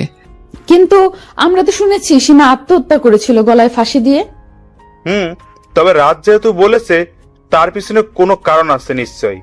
রিদিতার চাচার কথাগুলো শুনে নিজের বাসায় দৌড়ে চলে যায়। রিদিতা তার রুমে ঢুকে কান্না করছে আর নিজের কাজের জন্য বারবার আফসোস করছে। চাচাও কথাগুলো বলে দীর্ঘ একটা শ্বাস ছেড়ে সামনের দিকে পা বাড়ান। এদিকে শরীফ খান সীমান্তের বলা ঠিকানায় এসে পৌঁছে যান। বাসার ভেতর প্রবেশ করে দেখতে পান ডাক্তার রাজের শরীরে ড্রেসিং করে দিচ্ছে। শরীফ খানকে দেখতে পেয়ে রাহুল বলে ওঠে, আরে আঙ্কেল, আপনি আসুন আসুন, বসুন এখানে। শরীফ খান রাহুলের পাশে গিয়ে বসেন। তিনি কাঁপা কাঁপা গলায় বলে ওঠেন, আসলে রাহুল, আমার মেয়ের অমন কাজের জন্য আমি খুবই দুঃখিত। রিদিতা হয়ে আমি ক্ষমা চেয়ে নিচ্ছি। রিদিতা এখনো অনেক ছোট, তাই অমন কাজ করেছে, তাই তো? চিন্তা নেই, আমি আপনার মেয়েকে ক্ষমা করে দিলাম। তবে ভবিষ্যতে এমন কাজ করলে আর ক্ষমা পাবে না। রিদিতা আর এমন কোনো কাজ করবে না, আমি কথা দিচ্ছি তোমায়। সেদিন জয়নাল আপনাকে কি বলেছিল? জয়নাল এসেছিল তার ছেলের সাথে আমার মেয়ের বিয়ের কথা বলতে, কিন্তু আমি মানা করে দেই। জয়নাল আমার এটাও বলে যে ওর সাথে ড্রাগসের ব্যবসা জড়িয়ে যেতে। তো এবার আপনি কি করবেন? এই দেহে যতদিন প্রাণ আছে ততদিন সত্যের পথে চলে যাব, কখনো অসতের পথে যাব না। আচ্ছা রাজ, একটা কথা জিজ্ঞেস করতে পারি? বলেন। সীমান্তরা তোমায় নিয়ে আসলো, তাহলে কারা তোমার উপর হামলা করলো? শরীফ ভাই, তুমি জানলে কি করে ভাইয়ের উপর হামলা হয়েছে? পুলিশ অফিসার বলল। হয়তো আমার কাছের কেউ হবে, তবে চিন্তা নেই, খুঁজে বের করব সব কয়টাকে। রাজ, কালকে রাতে জয়নালের কাছে একটা ফোন আসে। তো কি হয়েছে? ফোন তো আসতেই পারে। কিন্তু জয়নাল কি কথা বলেছে তুমি জানো রাজ? কথাগুলো স্বাভাবিক ছিল না। মানে? জয়নাল বলছিল, বস, আপনি চিন্তা করবেন না। এইবার যেই ড্রাগসগুলো আমদানি করেছি সেগুলো অনেক দাম আছে মার্কেটে। কয়েকটা মেয়েকে টার্গেট করা হয়েছে, এদের শরীরে ড্রাগ ইনজেক্ট করেছি, দেখা যাক কি হয়। কিন্তু জয়নাল তো আমায় বলেছিল যে সেই কাজগুলো ছেড়ে দিবে। তাহলে সীমান্ত? ভাই, বুঝে গেছি কি করতে হবে আমার। আচ্ছা আঙ্কেল, আপনি এখন আসুন, আমি একটু ঘুমাবো। সীমান্ত আর শরীফ খান চলে যায় আর রাহুল ঘুমিয়ে পড়ে। রাতের বেলায় রাহুল আর সীমান্ত বসে খাবার খেতে বসে। তখন সীমান্ত বলে, ভাই শরীফ, ভাই যা বলেছে সবই সত্যি, আর আপনার উপর হামলাও জয়নাল করিয়েছে। সীমান্ত খাবার রেখে রাহুলের দিকে তাকায়। রাহুলের এমন হাসির কারণ বুঝতে পারছে না। তখন সীমান্তের দিকে রাহুল তাকিয়ে বলে, There is perhaps no greater mystery than the sea, and no greater mystery than a lost ship. ভাই, বুঝলাম না কিছুই। আপনি জানেন তো আমি ইংরেজি কম বুঝি। সময় হলেই জানতে পারবি। ভাই, এখন আমাদের কাজ কি? এখন কোনো কাজ নেই, রিল্যাক্স থাক কয়েকদিন। খাওয়া দাওয়া শেষ করে রাহুল চলে যায় তার রুমে আর সীমান্ত চলে যায় বাসার বাইরে। সীমান্ত গিয়ে সকল লোকদের সকল কাজ বুঝিয়ে দিল। এদিকে ডেথ ডেভিল মেকানিক্যাল ভয়েস ব্যবহার করে জয়নালকে কল দিল। জয়নাল, কি মনে করেছিলি তুই আমায় থামিয়ে দিবি? আরে তুই যে রাজকে দিয়ে তোর সকল সিস্টেমের সিকিউরিটি লাগিয়েছিস, সেই রাজই হলো আমার ছাত্র। তুই যে রাজকে মারার জন্য লোক পাঠিয়েছিস, সেটা যদি রাজ জানতে পারে তাহলে কি হবে ভেবেছিস? ডেড ডেভিল তুই? আমি। তুই এই কাজ করে ভালো করেছিস। এখন আমি রাজকে সবকিছু ভিডিও প্রমাণ করে দেখিয়ে আমার দলে নিয়ে নিব আর তোকে মেরে ফেলবো, তারপর রাজকে। হা হা হা হা। দেখ, এমনটা করিস না তুই। তুই চাইলে আমরা কম্প্রোমাইজ করতে পারি। করব। তার আগে তুই যেই মেয়েদের মেরেছিস তাদের ফিরিয়ে দিতে পারবি? যদি পারিস তাহলে আমি কম্প্রোমাইজ করতে রাজি। জানি পারবি না, তাহলে রেডি হয়ে যাই নতুন খেলার জন্য। কালকে থেকে আবার খেলা শুরু হবে। কালকে কার উইকেট হারিয়ে যায় সেটা দেখতে থাক। কথাটা বলে ডেভিল ফোন কেটে দেন। এদিকে জয়নাল মাথায় হাত দিয়ে বসে পড়ে। জয়নাল ফোন নিয়ে তার বসকে কল দিল আর বলল, বস, অনেক বড় সমস্যা হয়ে গেছে। রাজকে যে আমরা মারার জন্য লোক পাঠিয়েছিলাম সেটা ডেভিল কি করে জেনে গেছে এবং আমাদের করা প্ল্যানের ভিডিও রাজকে দেখিয়ে দিবে। কি করব এখন বস? সবকিছু যে হাতের বাইরে চলে যাচ্ছে। কিছুই হাতের বাইরে যেতে দিব না। এবার সময় হয়ে গেছে আমাদের বিগ বস এর বাইরে আসার। বিগ বস মানে? আমার বস পুরো মাফিয়া জগতের কিং বিগ বস। সে খুব তাড়াতাড়ি আসছে, বাংলাদেশে আসছে। কবে আসবে বস? খুব তাড়াতাড়ি। বস ফোন কেটে কল দিল বিগ বসের নম্বরে। বিগ বস কল রিসিভ করতেই বস সালাম দিয়ে বলল, আপনাকে এবার বাংলাদেশে আসতে হবে। ডেভিল আর রাজ আমাদের দম বন্ধ করে দিয়েছে আর আমাদের সকল কিছু বন্ধ করে দিয়ে যাচ্ছে। বসের কথাগুলো শুনে বিগ বস কল কেটে দিল। পরের দিন সকালে রাহুল নাস্তা করে তার প্রিয় বাইক ইয়ামাহা R15M নিয়ে বেরিয়ে পড়ে। রাহুলকে বাইকে ভার্সিটি আসতে দেখে সবাই অবাক হয়েছে। অর্বা আর মিথিলা রিদিতাকে ধাক্কা দিয়ে সামনে থাকাতে বলে, আর রিদিতা সবার মতো অবাক হয়ে যায়। রাহুল বাইক পার্ক করে চলে যায় ডলি, আরিফ আর শাকিলের পাশে। রাহুল গিয়ে বসতে শাকিল বলে, ভাই রে ভাই, কি এন্টি নিলি রে? রাহুল, তোকে পুরো আল্লু অর্জুনের মতো লাগছে রে। I am impressed. এত ঢং করিস না, ভার্সিটির সকল মেয়েই ইমপ্রেসড হয়ে গেছে। দেখ সবাই কেমন করে তাকিয়ে আছে, মনে হচ্ছে রাহুলকে গিলে ফেলবে। এই শালা, তোর হাতে আর মাথায় ব্যান্ডেজ কেন? কি হয়েছে? আরে অ্যাক্সিডেন্ট করেছিলাম, তাই এমন হয়ে গেছে। সবাই মিলে কথা বলছিল, তখন রিদিতা তার বন্ধুরা আসে। রিদিতা রাহুলের পাশে বসে। তখন রাহুল সেখান থেকে উঠে পড়ে, ক্লাসের দিকে হাঁটা দিল। শাকিল বলল, কি রে রাহুল, চলে যাচ্ছিস যে? ক্লাসে যাব, সময় হয়ে গেছে। আরে আরো 10 মিনিট বাকি আছে তো ক্লাসের। তোরা 10 মিনিট কথা বলে আয়, আমি ক্লাসে আছি। রাহুল কথাগুলো বলে চলে যায়। রিদিতা তাকিয়ে আছে রাহুলের যাওয়ার দিকে। সবাই আরো কিছু সময় কথা বলে ক্লাসে চলে যায়। আরিফ, শাকিল আর ডলি রাহুলের পাশে বসে। তখন ডলি বলে, এভাবে চলে এলি কেন? সবাই মিলে কত মজা করলাম, তুই ছিলি না। ক্লাস সেটুইবার থাকিস। রিদিতা কি জানি কিসের টিপ দেবে। রাহুল একবার শাকিল আর একবার রিদিতার দিকে তাকায়। রাহুল দেখতে পায় রিদিতা কেমন করে তাকিয়ে আছে। তোরা খেয়ে নিস ট্রিট। আমি আমার জীবনের সেরা ট্রিট পেয়ে গেছি। কিছু সময় পর স্যার ক্লাসে এসে ক্লাস নেওয়া শুরু করেন। ক্লাস শেষে স্যার যখন ক্লাস থেকে বের হয়ে যাবেন, তখন স্যার রাহুলকে উদ্দেশ্য করে বলেন, রাহুল, এখন ক্লাস শেষ করে আমার রুমে এসে একবার দেখা করবে। আচ্ছা। রাহুল ক্লাস শেষ করে স্যারের পিছু পিছু চলে যায়। রিদিতা, শাকিল আর আরিফের কাছে এসে বলে, কি রে, বলেছিলে তোরা রাহুলকে? বলেছি। কি বলেছে ও? তোরা খেয়ে নিস ট্রিট। আমি আমার জীবনের সেরা ট্রিট পেয়ে গেছি। কিসের ট্রিটের কথা বললো? আচ্ছা। রাহুল স্যারের সাথে তার রুমে চলে যায়। তখন স্যার রাহুলকে কিছু ছবি আর একটা ফাইল এগিয়ে দিয়ে বলেন, রাজ, এইগুলো দেখো তুমি। রাজ মানে? রাহুল, আমি তোমার সম্পর্কে সব জানি। রাহুল, আমার এই শিক্ষকতার পেশার আড়ালে একটা পরিচয় আছে যা কেউই জানে না। কি পরিচয় স্যার? আমি একজন ইন্টারপোল অফিসার। আমি জানি তুমি একজন হ্যাকার আর ড্রাগ টিমের লিডার। স্যার, এই ছবিগুলো প্রায় সবাইকে আমি মেরে ফেলা হয়েছে তো, আর কয়েকজন বাকি আছে। তবে ওদের সবার বস মাফিয়া জগতের বর্তমান কিং বিগ বস খুব তাড়াতাড়ি বাংলাদেশে আসছে। তার জন্য লক্ষ্য হলো তোমায় এবং ডেভিলকে হত্যা করা। আমি আমার সোর্সের কাছ থেকে জানতে পেরেছি। তোমাকে এখন সাবধানে থাকতে হবে। স্যার, সাবধানে তো ওরা থাকবে। ওই বিগ বস বাংলাদেশে এসে অনেক ভুল করেছে, যা সে তার প্রাণের মূল্য দিয়ে বুঝবে। মানে? There is perhaps no greater mystery than the sea and no greater mystery than a lost ship. আসি স্যার। রাহুল কথাগুলো বলে রুম থেকে বের হয়ে যায়। আর স্যার রাহুলের এমন রহস্যময় কথা শুনে কথাটার মানে বোঝার চেষ্টা করছেন। রাহুল ক্লাসে এসে শাকিল আর আরিফের সাথে বসে পড়ে। কি রে, স্যার কেন ডাকলো? আমার এই অবস্থা হলো কি করে সেটা জানার জন্য। ও আচ্ছা। কিছুক্ষণ পর স্যার এসে ক্লাস নেওয়া শুরু করেন। ক্লাস শেষ করে স্যার চলে যান। রাহুল ক্লাস থেকে বের হয়ে তার বাইকের কাছে সে বাইক নিয়ে যেই বের হবে ভার্সিটি থেকে, তখন রিজা রাহুলের সামনে এসে বলে, কি ব্যাপার, কোথায় যাচ্ছ তুমি? হাওয়া খেতে যাচ্ছি। আপনার কোনো সমস্যা? শাকিল আর আরিফ কিছু বলেনি? বলেছে। তাহলে চলে যাচ্ছ যে? জীবনে অনেক ট্রিট পেয়েছি, আর কয়েকদিন আগেই তো আপনার কাছ থেকে সেটা ট্রিট পেয়েছি, আর ট্রিট লাগবে না। আসলে আমি রাহুল কথাগুলো বলে চলে যায় বাইক নিয়ে, ভার্সিটি থেকে বের হয়ে যায়। রিদিতা যখন হাঁটছিল আনমনে, তখন ডনি রিদিতার সামনে এসে রিদিতার হাত ধরে বলে, জানেমান, কি খবর তোমার? একা কেন হাঁটছো? আমায় সাথে নিয়েই তো হাঁটতে পারো। ডলি, কি বলছিস কি তুই? মাথা ঠিক আছে তোর? আমার হাত ছাড় বলছি। আমার সবকিছু ঠিক আছে, তবে আমাদের বিয়ের পর কিছু ঠিক থাকবে না। আমাদের বিয়ে মানে? তোমার আর আমার বিয়ে, জানেমান। তোর মতো একটা নেশাখোর আর গাঁজাখোর ছেলেকে আমি বিয়ে করব? দেখ, আমার এমনিতেই মনটা ভালো না, তাই উল্টো পাল্টা না বকে এখান থেকে চলে যা, এতেই ভালো হবে।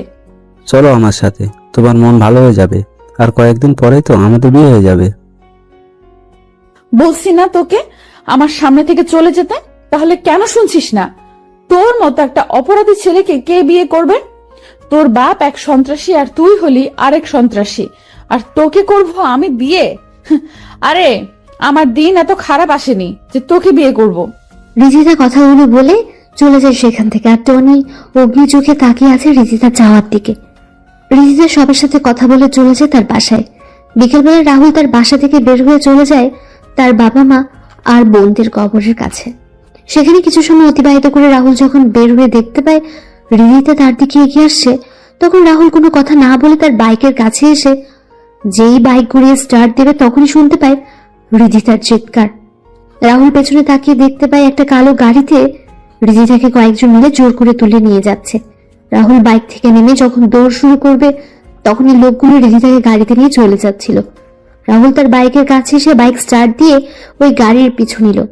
এদিকে রিদিতা চিৎকার করেই যাচ্ছে, কিন্তু কেউ চিৎকার শুনছে না। কিছু দূর যাওয়ার পর রাহুল দেখতে পায় গাড়িটা একটা জঙ্গলে প্রবেশ করছে। রাহুলও গাড়িটার পিছু নিল।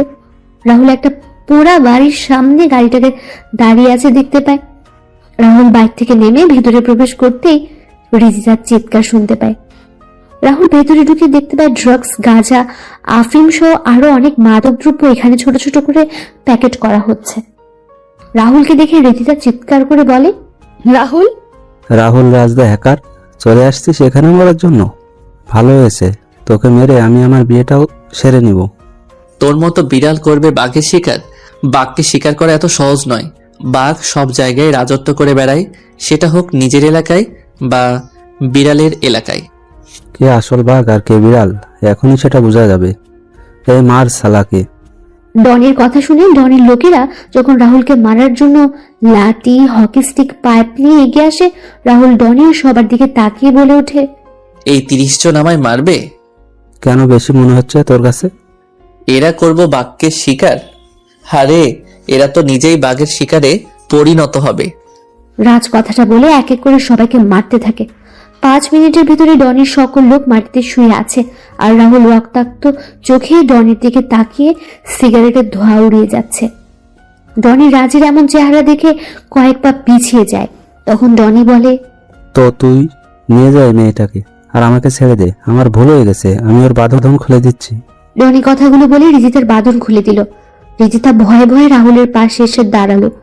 রাহুল সিগারেটটা শেষ করে রিজিতাকে নিয়ে কয়েক পা এগিয়ে যেতে রাহুল তার বাম হাত দিয়ে পেছন থেকে আসা রড আটকে দিল। রিজিতা কয়েক পা সরিয়ে যায়।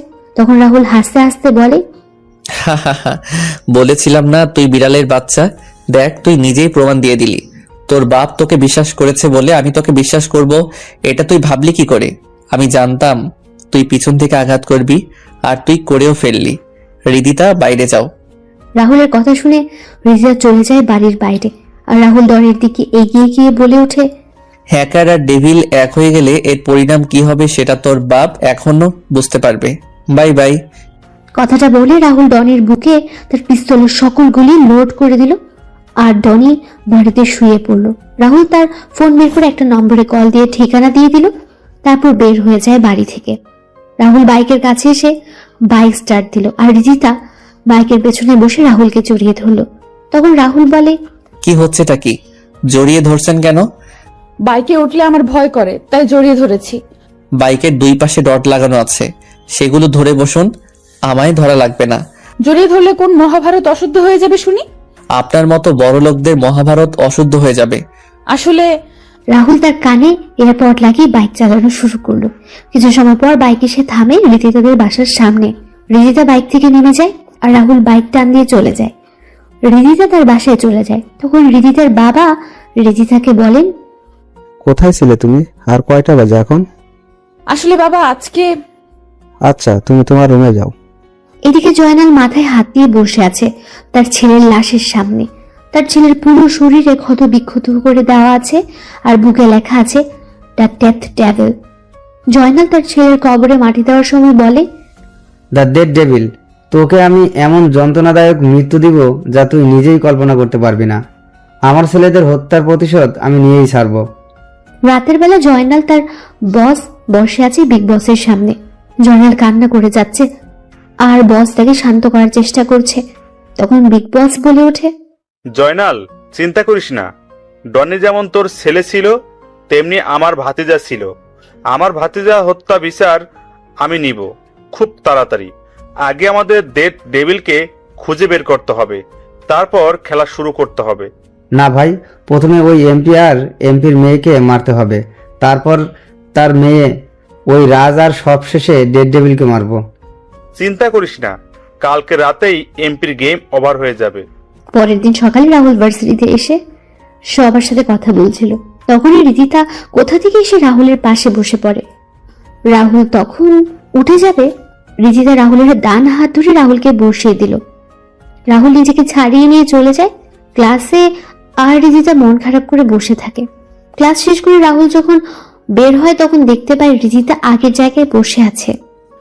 রাহুল সেদিকে না তাকিয়ে তার বাইকের কাছে চলে যায়। রিদিতা রাহুলের বাইকের সামনে এসে দাঁড়ায়। তখন রাহুল বলে, সরুন, আমি যাব।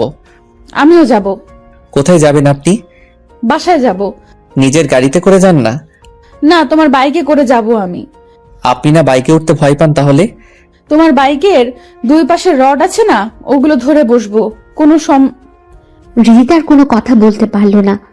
রিদিতা রাহুলের উপর পড়ে যায়। রাহুল রিদিতাকে পড়তে দেখে ধরে ফেলে।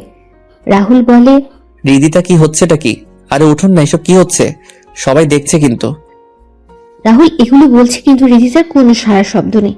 রাহুল যখন রিদিতার পিঠে হাত দিয়ে ধাক্কা দেবে তখন রাহুল রিদিতার পিঠে ভেজে কিছু অনুভব করতে পারে। রাহুল তার হাত সামনে আনতে দেখতে পায় রিদিতার পিঠে রক্ত। রাহুল তাড়াতাড়ি করে রিদিতার পিঠের দিকে তাকিয়ে দেখতে পায় দুটা গুলির চিহ্ন।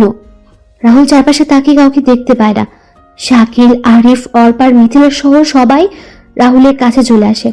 সবাই ধরাধরি করে ভার্সিটি একটা গাড়ি করে রিদিতাকে নিয়ে যায়। হাসপাতালে নিয়ে যাওয়া হলে ডাক্তার রিদিতাকে পরীক্ষা করে তাড়াতাড়ি করে অপারেশন থিয়েটারে নিয়ে যায়। রাহুল কল দিয়ে শরীফ খানকে জানিয়ে দিল। সবাই অপেক্ষা করছে অপারেশন থিয়েটারের বাইরে। আর এদিকে জয়নাল বস আর বিগ বস বলছে, এবার ওই রাহুল রাজকে ফাঁসিয়ে দিয়ে এমপিকে মেরে দিব, তারপর ডেড ডেভিলের পালা। এরপর এই বাংলাদেশে আমার রাজত্ব আর আমার ব্যবসায় ছড়িয়ে পড়বে। বস, কি প্ল্যানটাই না করলেন! এক ঢিলে দুই পাখি শিকার। এখন ডেড ডেভিলকে মেরে আমার ছেলের হত্যার প্রতিশোধ নেওয়া বাকি। এইদিকে রাহুল বসে আছে অপারেশন থিয়েটারের বাইরে। শরীফ খান কান্না করে যাচ্ছে। অর্পা, মিথিলা, ডলি, আরিফ, শাকিল সবাই দাঁড়িয়ে আছে। তখনই রাহুলের ফোন বেজে ওঠে। রাহুল ফোন রিসিভ করে বলে ওঠে, হ্যাঁ সীমান্ত, বল। ভাইয়া, যে শরীফ ভাইয়ের মেয়েকে গুলি করেছিল তাকে পেয়ে গেছি, এখন কি করব? তুই ওই কুত্তার বাচ্চাকে আমার সেলে নিয়ে যা, আমি আসছি। রাহুল কথাটা বলে ফোন রেখে সবার উদ্দেশ্যে বলে ওঠে, তোরা সবাই এখানে থাক, আমি আমার একটা কাজ শেষ করে আসছি। আর আঙ্কেল, আপনি চিন্তা করবেন না, ধৈর্য ধরুন। রাহুল বেরিয়ে পড়ে তার টর্চার সেলের উদ্দেশ্যে। রাহুল সেখানে পৌঁছে দেখতে পায় একটা ছেলেকে বেঁধে রাখা হয়েছে। রাহুল কোনো কথা ছাড়া ছেলেটাকে গিয়ে মারতে থাকে।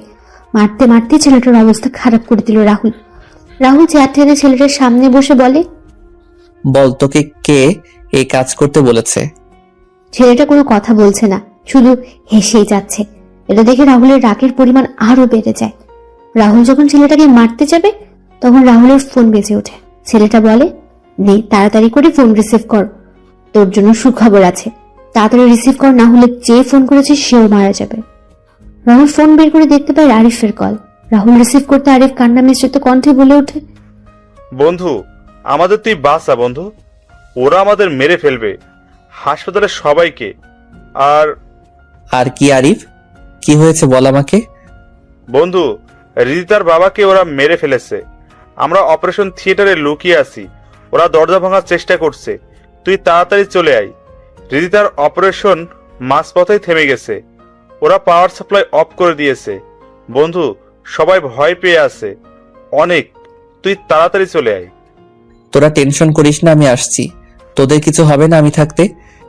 রাহুল ফোন রেখে যেই বের হতে যাবে তখনই ছেলেটা হাসতে হাসতে বলে, সব কথা মারা পড়বি, এখন কেউ আর জীবিত পাবি না তুই। রাহুল পাশে থাকা একটা হাতুড়ি দিয়ে ছেলেটার মাথায় আঘাত করতে ছেলেটা স্তব্ধ হয়ে যায়। সীমান্ত, তাড়াতাড়ি করে হাসপাতালে চল। রাহুল আর সীমান্ত হাসপাতালে পৌঁছে যায়। সীমান্ত গিয়ে পাওয়ার সাপ্লাই রুম খুঁজে পাওয়ার সুইচ অন করে। তখন রাহুল আর সীমান্ত দেখতে পায় হাসপাতালে পরিণত হয়েছে মর্গে। হাসপাতাল জুড়ে রক্ত আর রক্ত। রাহুল আর সীমান্ত তাড়াতাড়ি করে অপারেশন থিয়েটারের সামনে গিয়ে দেখতে পায় শরীফ আঙ্কেল আর কয়েকজন নার্সের মরদেহ পড়ে আছে অপারেশন থিয়েটারের বাইরে। রাহুল শরীফ খানের লাশের সামনে গিয়ে শরীফ আঙ্কেলকে ডাকতে থাকে। Uncle, uncle. কোনো শব্দ নেই। সীমান্ত সহ বাকি সবাই পুরো হাসপাতালে খুঁজেও কাউকে পাচ্ছে না। রাহুল শরীফ খানের লাশ ধরে বসেছিল। হঠাৎ করে শরীফ খান শব্দ করে ওঠেন আর বলেন, রাজ, আমার সময় শেষ হয়ে এসেছে রে। আমার মেয়েটা অনাথ হয়ে গেল বাবা। তুই আমায় কথা দে, তুই ওদেরকে ছাড়বি না। বল বাবা, বল বাবা। হ্যাঁ আঙ্কেল, আমি কাউকে ছাড়বো না। তোমার আর তোমার কিছু হবে। এই তাড়াতাড়ি করে ডাক্তারকে ডাক না তোরা। না বাবা, আমার সময় শেষ। তুই আমার মেয়েটাকে তোর সাথে রাখিস। আমার মেয়েটাকে আমি তোর হাতে তুলে দিলাম। তুই এখনো। আর কোনো কথা বলতে পারছিল না শরীফ খান। তখন সীমান্ত রাহুলের কাছে এসে বলে, ভাই, পুরো হাসপাতালে খুঁজে কাউকে পায়নি, মনে হয় ওরা চলে গেছে এখান থেকে। রাহুল সহ সবাই অপারেশন থিয়েটারের সামনে গিয়ে দেখতে পায় অপারেশন থিয়েটারের ভেতর থেকে বন্ধ। রাহুল কল দিল আরিফের নম্বরে, কিন্তু কেউ রিসিভ করছে না। রাহুলের টেনশন যেন বেড়ে যাচ্ছে। রাহুল একের পর এক ফোন দিয়ে যাচ্ছে কিন্তু রিসিভ হচ্ছে না। রাহুল সীমান্তকে বলে দরজা ভাঙার জন্য, আর এদিকে রাহুল ফোন দিয়ে যাচ্ছে। হঠাৎ করে ফোন রিসিভ হতে রাহুল বলে ওঠে, হ্যাঁ আরিফ, তোরা কোথায়? আমি অপারেশন থিয়েটারের বাইরে দাঁড়িয়ে আছি। তোরা কই? বন্ধুরে। শাকিল, কি হয়েছে? কান্না করছিস কেন তুই? দরজা খোল তাড়াতাড়ি। কিছু সময় পর শাকিল এসে পাশের একটা রুমের দরজা খুলে দিল। রাহুল সীমান্ত ভেতরে ঢুকে দেখতে পায় সবাই একটা লাশকে ঘিরে রেখেছে আর কান্না করছে। রাহুল ধীর পায়ে এগিয়ে যায় সামনের দিকে। রাহুল সামনে গিয়ে লাশের দিকে তাকাতে থমকে যায়। রাহুল লাশের সামনে গিয়ে বলে ওঠে, আরিফ, এ আরিফ, কথা বল। দেখ আমি এসেছি তো তোকে বাঁচানোর জন্য। কি রে, কথা বলছিস না যে? এ আরিফ। রাহুল আরিফের লাশকে জড়িয়ে ধরে কান্না করছে আর চিৎকার করছে, কিন্তু আরিফ নিশ্চুপ। আরিফ পৃথিবীর মায়া ছেড়ে পাড়ি দিয়েছে পরপারের যাত্রায়। কি করে এসব হলো? আমরা যখন অপারেশন থিয়েটারের বাইরে অপেক্ষা করছিলাম তখন বাইরে গুলির আওয়াজ শুনতে পাই। কিছু বুঝে ওঠার আগেই জয়নাল ও দুইজন পিস্তল হাতে তাদের লোক নিয়ে আমাদের সামনে চলে আসে। আমরা কিছু বুঝতে পারছিলাম না। তখনই আঙ্কেল সামনে গিয়ে ওদের সাথে কথা বলতে যাবেন, তার আগেই ওরা অপারেশন থিয়েটারে ঢোকার চেষ্টা করে। তখন আমরা সবাই অপারেশন থিয়েটারে ঢুকে পড়ি। আঙ্কেল যখন আসতে যাবে তার আগে ওরা আঙ্কেলের লক্ষ্য করে গুলি করে দেয়। আর আঙ্কেল। আরিফের এমন অবস্থা হলো কি করে? রিদিতাই বা কোথায়? আমাদের ফোনের আলোতে রিদিতার অপারেশন করা হয়। অপারেশন শেষে প্রয়োজন হয় রক্তের, যা পাশের একটা রুমে ছিল, কিন্তু কেউ ভয়ে যাচ্ছিল। তখন আরিফ সাহস করে চলে যায়। আর আরিফ যখন ফিরে আসে তখন আমরা আরিফের শরীরের গুলির চিহ্ন দেখতে পাই। ডাক্তাররা কিছু করার আগেই আরিফ আমাদের ছেড়ে চলে যায় বহু দূরে। অপারেশন থিয়েটারের দরজা ভেঙে ওরা রিদিতাকে নিয়ে যায় আর আমাদের ভয় দেখিয়ে চলে যায় ওরা। রাহুল যখন সব শুনছিল তখনই রাহুলের ফোন বেজে ওঠে। তখন রাহুল ফোন রিসিভ করে আর ওর পাশ থেকে বলে ওঠে, আর রাহুল রাজ বা ডেড ডেভিল নিয়ে যা তো রিদিতাকে 2 ঘন্টার ভেতরে খুঁজে বের করতে পারলে বেঁচে যাবে, না হলে ওই মেয়ে মারা যাবে। আমাদের থেকে সকল ইনফরমেশন চুরি করে নিয়েছিলি, তাই না? চিন্তা করিস না, ডাক্তার এখানে আছে। তুই ইনফরমেশন দিয়ে দিলে মেয়েটা বেঁচে যাবে। এবার দেখি তুই কি করতে পারিস। বিগ বসের হাসির সাথে সংযুক্ত হয় আরেকটা হাসি। হাসি শুনে বিগ বস হাসি থামিয়ে দিল। রাহুল হাসতে হাসতে বলে ওঠে, ওই মেয়ে মরলে তো আমার কিছু না, মেয়েটা মরলে ক্ষতি হবে তোদের। মানে হলো মেয়েটার ফেসবুক অ্যাকাউন্টে আমি সকল ইনফরমেশন সেভ করে রেখেছি আর টাইমার দিয়েছি আজকে সন্ধ্যা 7টা। মেয়েটা যদি মারা যায় তাহলে তোদের আসল চেহারা সবার সামনে চলে আসবে। মনে করিস না মেয়েটার অ্যাকাউন্টে ঢুকে অফ করে দিবি। এটা আমার সৃষ্টি করা, সো আমি মেয়েটার একটা কোড দিয়ে অ্যাক্টিভেট করে রেখেছি, যা মেয়েটা ছাড়া কেউ জানে না।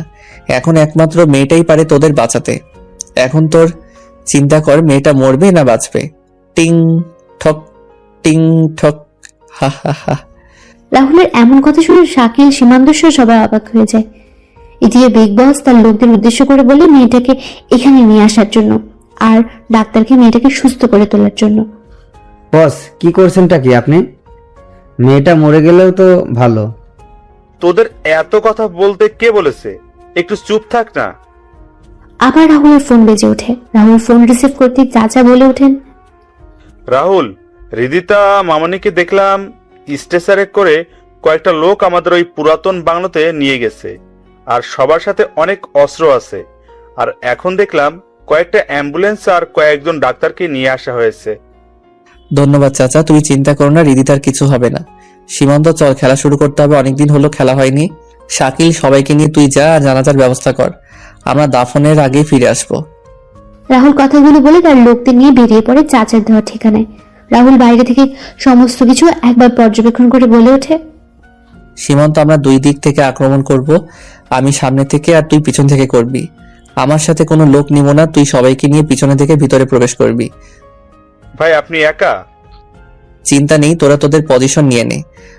রাহুল কথাগুলো বলে ভেতরে ঢুকে পড়ে। রাহুল একজন একজন করে সবাইকে মারতে থাকে, আর পেছন দিক দিয়ে সীমান্ত আর তার লোক নিয়ে মারতে থাকে সবাইকে। রাহুল যখন সিঁড়ি পেয়ে উঠছিল তখনই জয়নাল দেখেনি এবং গুলি শুরু করে। রাহুল লুকিয়ে পড়ে আড়ালে। দুই পক্ষের গোলাগুলি শুরু হয়। রাহুলের কয়েকজন লোক মারা যায়, তবে জয়নাল ও বিগ বসের সকল লোক মারা যায়। বিগ বস কোনো উপায় না পেয়ে বলে ওঠে, এই মেয়েকে মেরে ফেলতে হবে, এই মেয়েকে মেরে ফেলতে হবে। এমনি যখন বাঁচবো না, তাহলে মেয়েটাকে মেরে ফেল। আমি আগেই বলেছিলাম মেয়েটাকে মেরে ফেলতে, আপনি শুনেননি। রিদিতাকে যখন মারতে যাবে তখন রাহুল সামনে আসে আর বলে ওঠে, আমি এখানে আসার আগেই ওরে তোরা না মেরে তোরা অনেক বড় ভুল করেছিস। আর আমি এখানে থাকতে তোরা একে মারবি কি করে? মানে? তোদের বোকা বানালাম আমি। সমস্ত ইনফরমেশন ইন্টারপোল অফিসারদের কাছে চলে গেছে। এখন তোরা মারা পড়বি। এদের সব কয়টাকে এখানে বেঁধে ফেল। এত সহজ আমাদের মারা? দেখবি, দাঁড়া। সীমান্ত, রিদিতাকে নিয়ে যা তো। রাহুলের কথা শুনে সীমান্ত সহ কয়েকজন এসে রিদিতাকে নিয়ে যায় আর গাড়ি করে হাসপাতালে। রাহুল পিস্তল ঘুরিয়ে কিছু বলবে তার আগে জয়নাল বলে ওঠে, তুই কিন্তু আমাদের সাথে টক্কর নিয়ে তোর মৃত্যুকে ডেকে এনেছিস। তোর সাহস থাকলে পরিচয় দে। কোন পরিচয় দিলে তুই চিনবি জয়নাল আমায়? মানে হলো আমি হলাম রাহুল রাজ। আমার ডেথ ডেভির সাথে একজন এক্স আর্মি অফিসার। কি? হ্যাঁ রে কুত্তার বাচ্চা, তোর জন্য আমার পরিবারটা ধ্বংস হয়ে যায়। আমি হারিয়ে ফেলেছি আমার দুই বোনকে, আমার বন্ধু আরিফকে। তোর এত লোভের কারণে আমি আমার পুরো পরিবারটাকে হারিয়েছি। আরে জয়নাল, তোর কাজের জন্য তো আমি নিজের জীবন দিয়ে দিতাম। তাহলে এমনটা কেন করলি? তোদের মতো মানুষের জন্য শত শত ভাই তার বোন হারাচ্ছে, বাবা মা হারাচ্ছে তাদের ছেলে মেয়েকে। তোদের জন্য আজ সত্যিকারের ভালোবাসাগুলো হারিয়ে যাচ্ছে। তারপরও আমি তোদের ক্ষমা করে দিতে চেয়েছিলাম, কিন্তু তোরা এই দেশের ক্ষতি করার জন্য উঠে পড়ে লাগলি। তুই তো মারা গিয়েছিলি। আরে রাখে আল্লাহ মারে কে, কথাটা তো শুনেছিস নিশ্চয়ই। কিন্তু তুই আমাদের পরিচয় পেলি কি করে? তোর ডান হাত ফারুকে মারার পর আমি ফারুকের লকার খুলে কিছু ফাইল আর ছবি পেয়েছিলাম। সেখানে তোদের কিছু ছবি পাই। ড্রাগনের পাওয়ার তো জানিসই। তোদের পরিচয় আর তোদের খুঁজে বের করতে আমার কোনো পরিশ্রম করতে হয়নি। এবার সময় হয়ে গেছে তোদের পরপারে যাওয়ার। তুই কাদের জন্য আমাদের পিছনে লেগেছিলি? 4 বছর আগে সিনিয়র ইন্সপেক্টর সুমনার কথা মনে আছে? যাকে তোরা জোর করে ড্রাগস খাইয়ে পাগল করে দিয়েছিলি। আমার আপুটা ড্রাগসের নেশায় এতটা আসক্ত হয়ে পড়ে একসময় ড্রাগস না পেয়ে আত্মহত্যা করে। আমার মা বাবার পর ওই আপুটাই আমায় বড় করে মানুষের মতো মানুষ তৈরি করে এবং একজন আর্মি অফিসার তৈরি করে। তোদের ব্যাপারে সব জানার পর আমি আমার সিনিয়র অফিসারদের সব জানাই এবং তারা আমার সাথে সহমত পোষণ করে। আমার ছোট বোন সীমা যখন জানতে পারলো তোদের পরিচয়, তখন তোরা সীমাকে তুলে নিয়ে ধর্ষণ করে ব্ল্যাকমেইল করতি আর নিজেদের শারীরিক চাহিদা মেটাতি। সবশেষে আমার বোনটাকে তোরা মেরে সেটা আত্মহত্যা দেখিয়ে দিলি। এবার সবকিছুর হিসাব মেটাবো আমি। রাহুল একটা চাকু নিয়ে তিনজনের বুকে আঘাত করতে লাগলো। সবার বুক ক্ষতবিক্ষত করে দিয়ে লিখে the death table. Boss, Joynal আর বিগ বস চিৎকার করছে, কিন্তু রাহুল কোনো কথায় কর্ণপাত না করে বেরিয়ে যায়। রাহুলরা বাড়ি থেকে বেরিয়ে নিজ হাতে রাহুল বমটা ব্লাস্ট করে দেয়। মুহূর্তে বাড়িটা আগুন ধরে যায়। ব্লাস্ট হওয়ার সাথে সাথে বাড়িটাও ভেঙে পড়ে।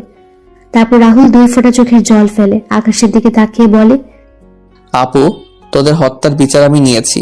আরিফ বন্ধু, আমি তোর হত্যাকারীদের শেষ করে দিয়েছি। তোরা ভালো থাকিস, সবাই ওপারে। রাহুল চলে যায়। আরিফ শরীফ খানের জানাজা শেষ করে চলে যায় হাসপাতালে। হাসপাতালে গিয়ে জানতে পারে সকালে রিজিতের জ্ঞান ফিরবে। সীমান্ত সহ বাকি সবাইকে পাঠিয়ে দিয়ে রাহুল হাসপাতালে থেকে যায়। রাহুলের চোখে লেগে আসছিল, তখনই নার্স এসে বলে দেয় রিজিতের জ্ঞান ফিরেছে। রাহুল গিয়ে রিজিতের সাথে দেখা করে। রিজিতের সুস্থ হতে 1 মাস লেগে যায়। রিজিতে তার বাবার এমন মৃত্যুর কথা শুনে কান্নায় ভেঙে পড়ে। রিজিতা এখন রাহুলের সাথে রাহুলের মামা মামির রাহুল রিজিতাকে বিয়ে করতে রাজি হয়। আজ 32 ডিসেম্বর, রাহুল আর রিজিতের বিয়ে। এই দেখে কাজী বলছে, বাবা, এবার তুমি বলো। কি বলবো?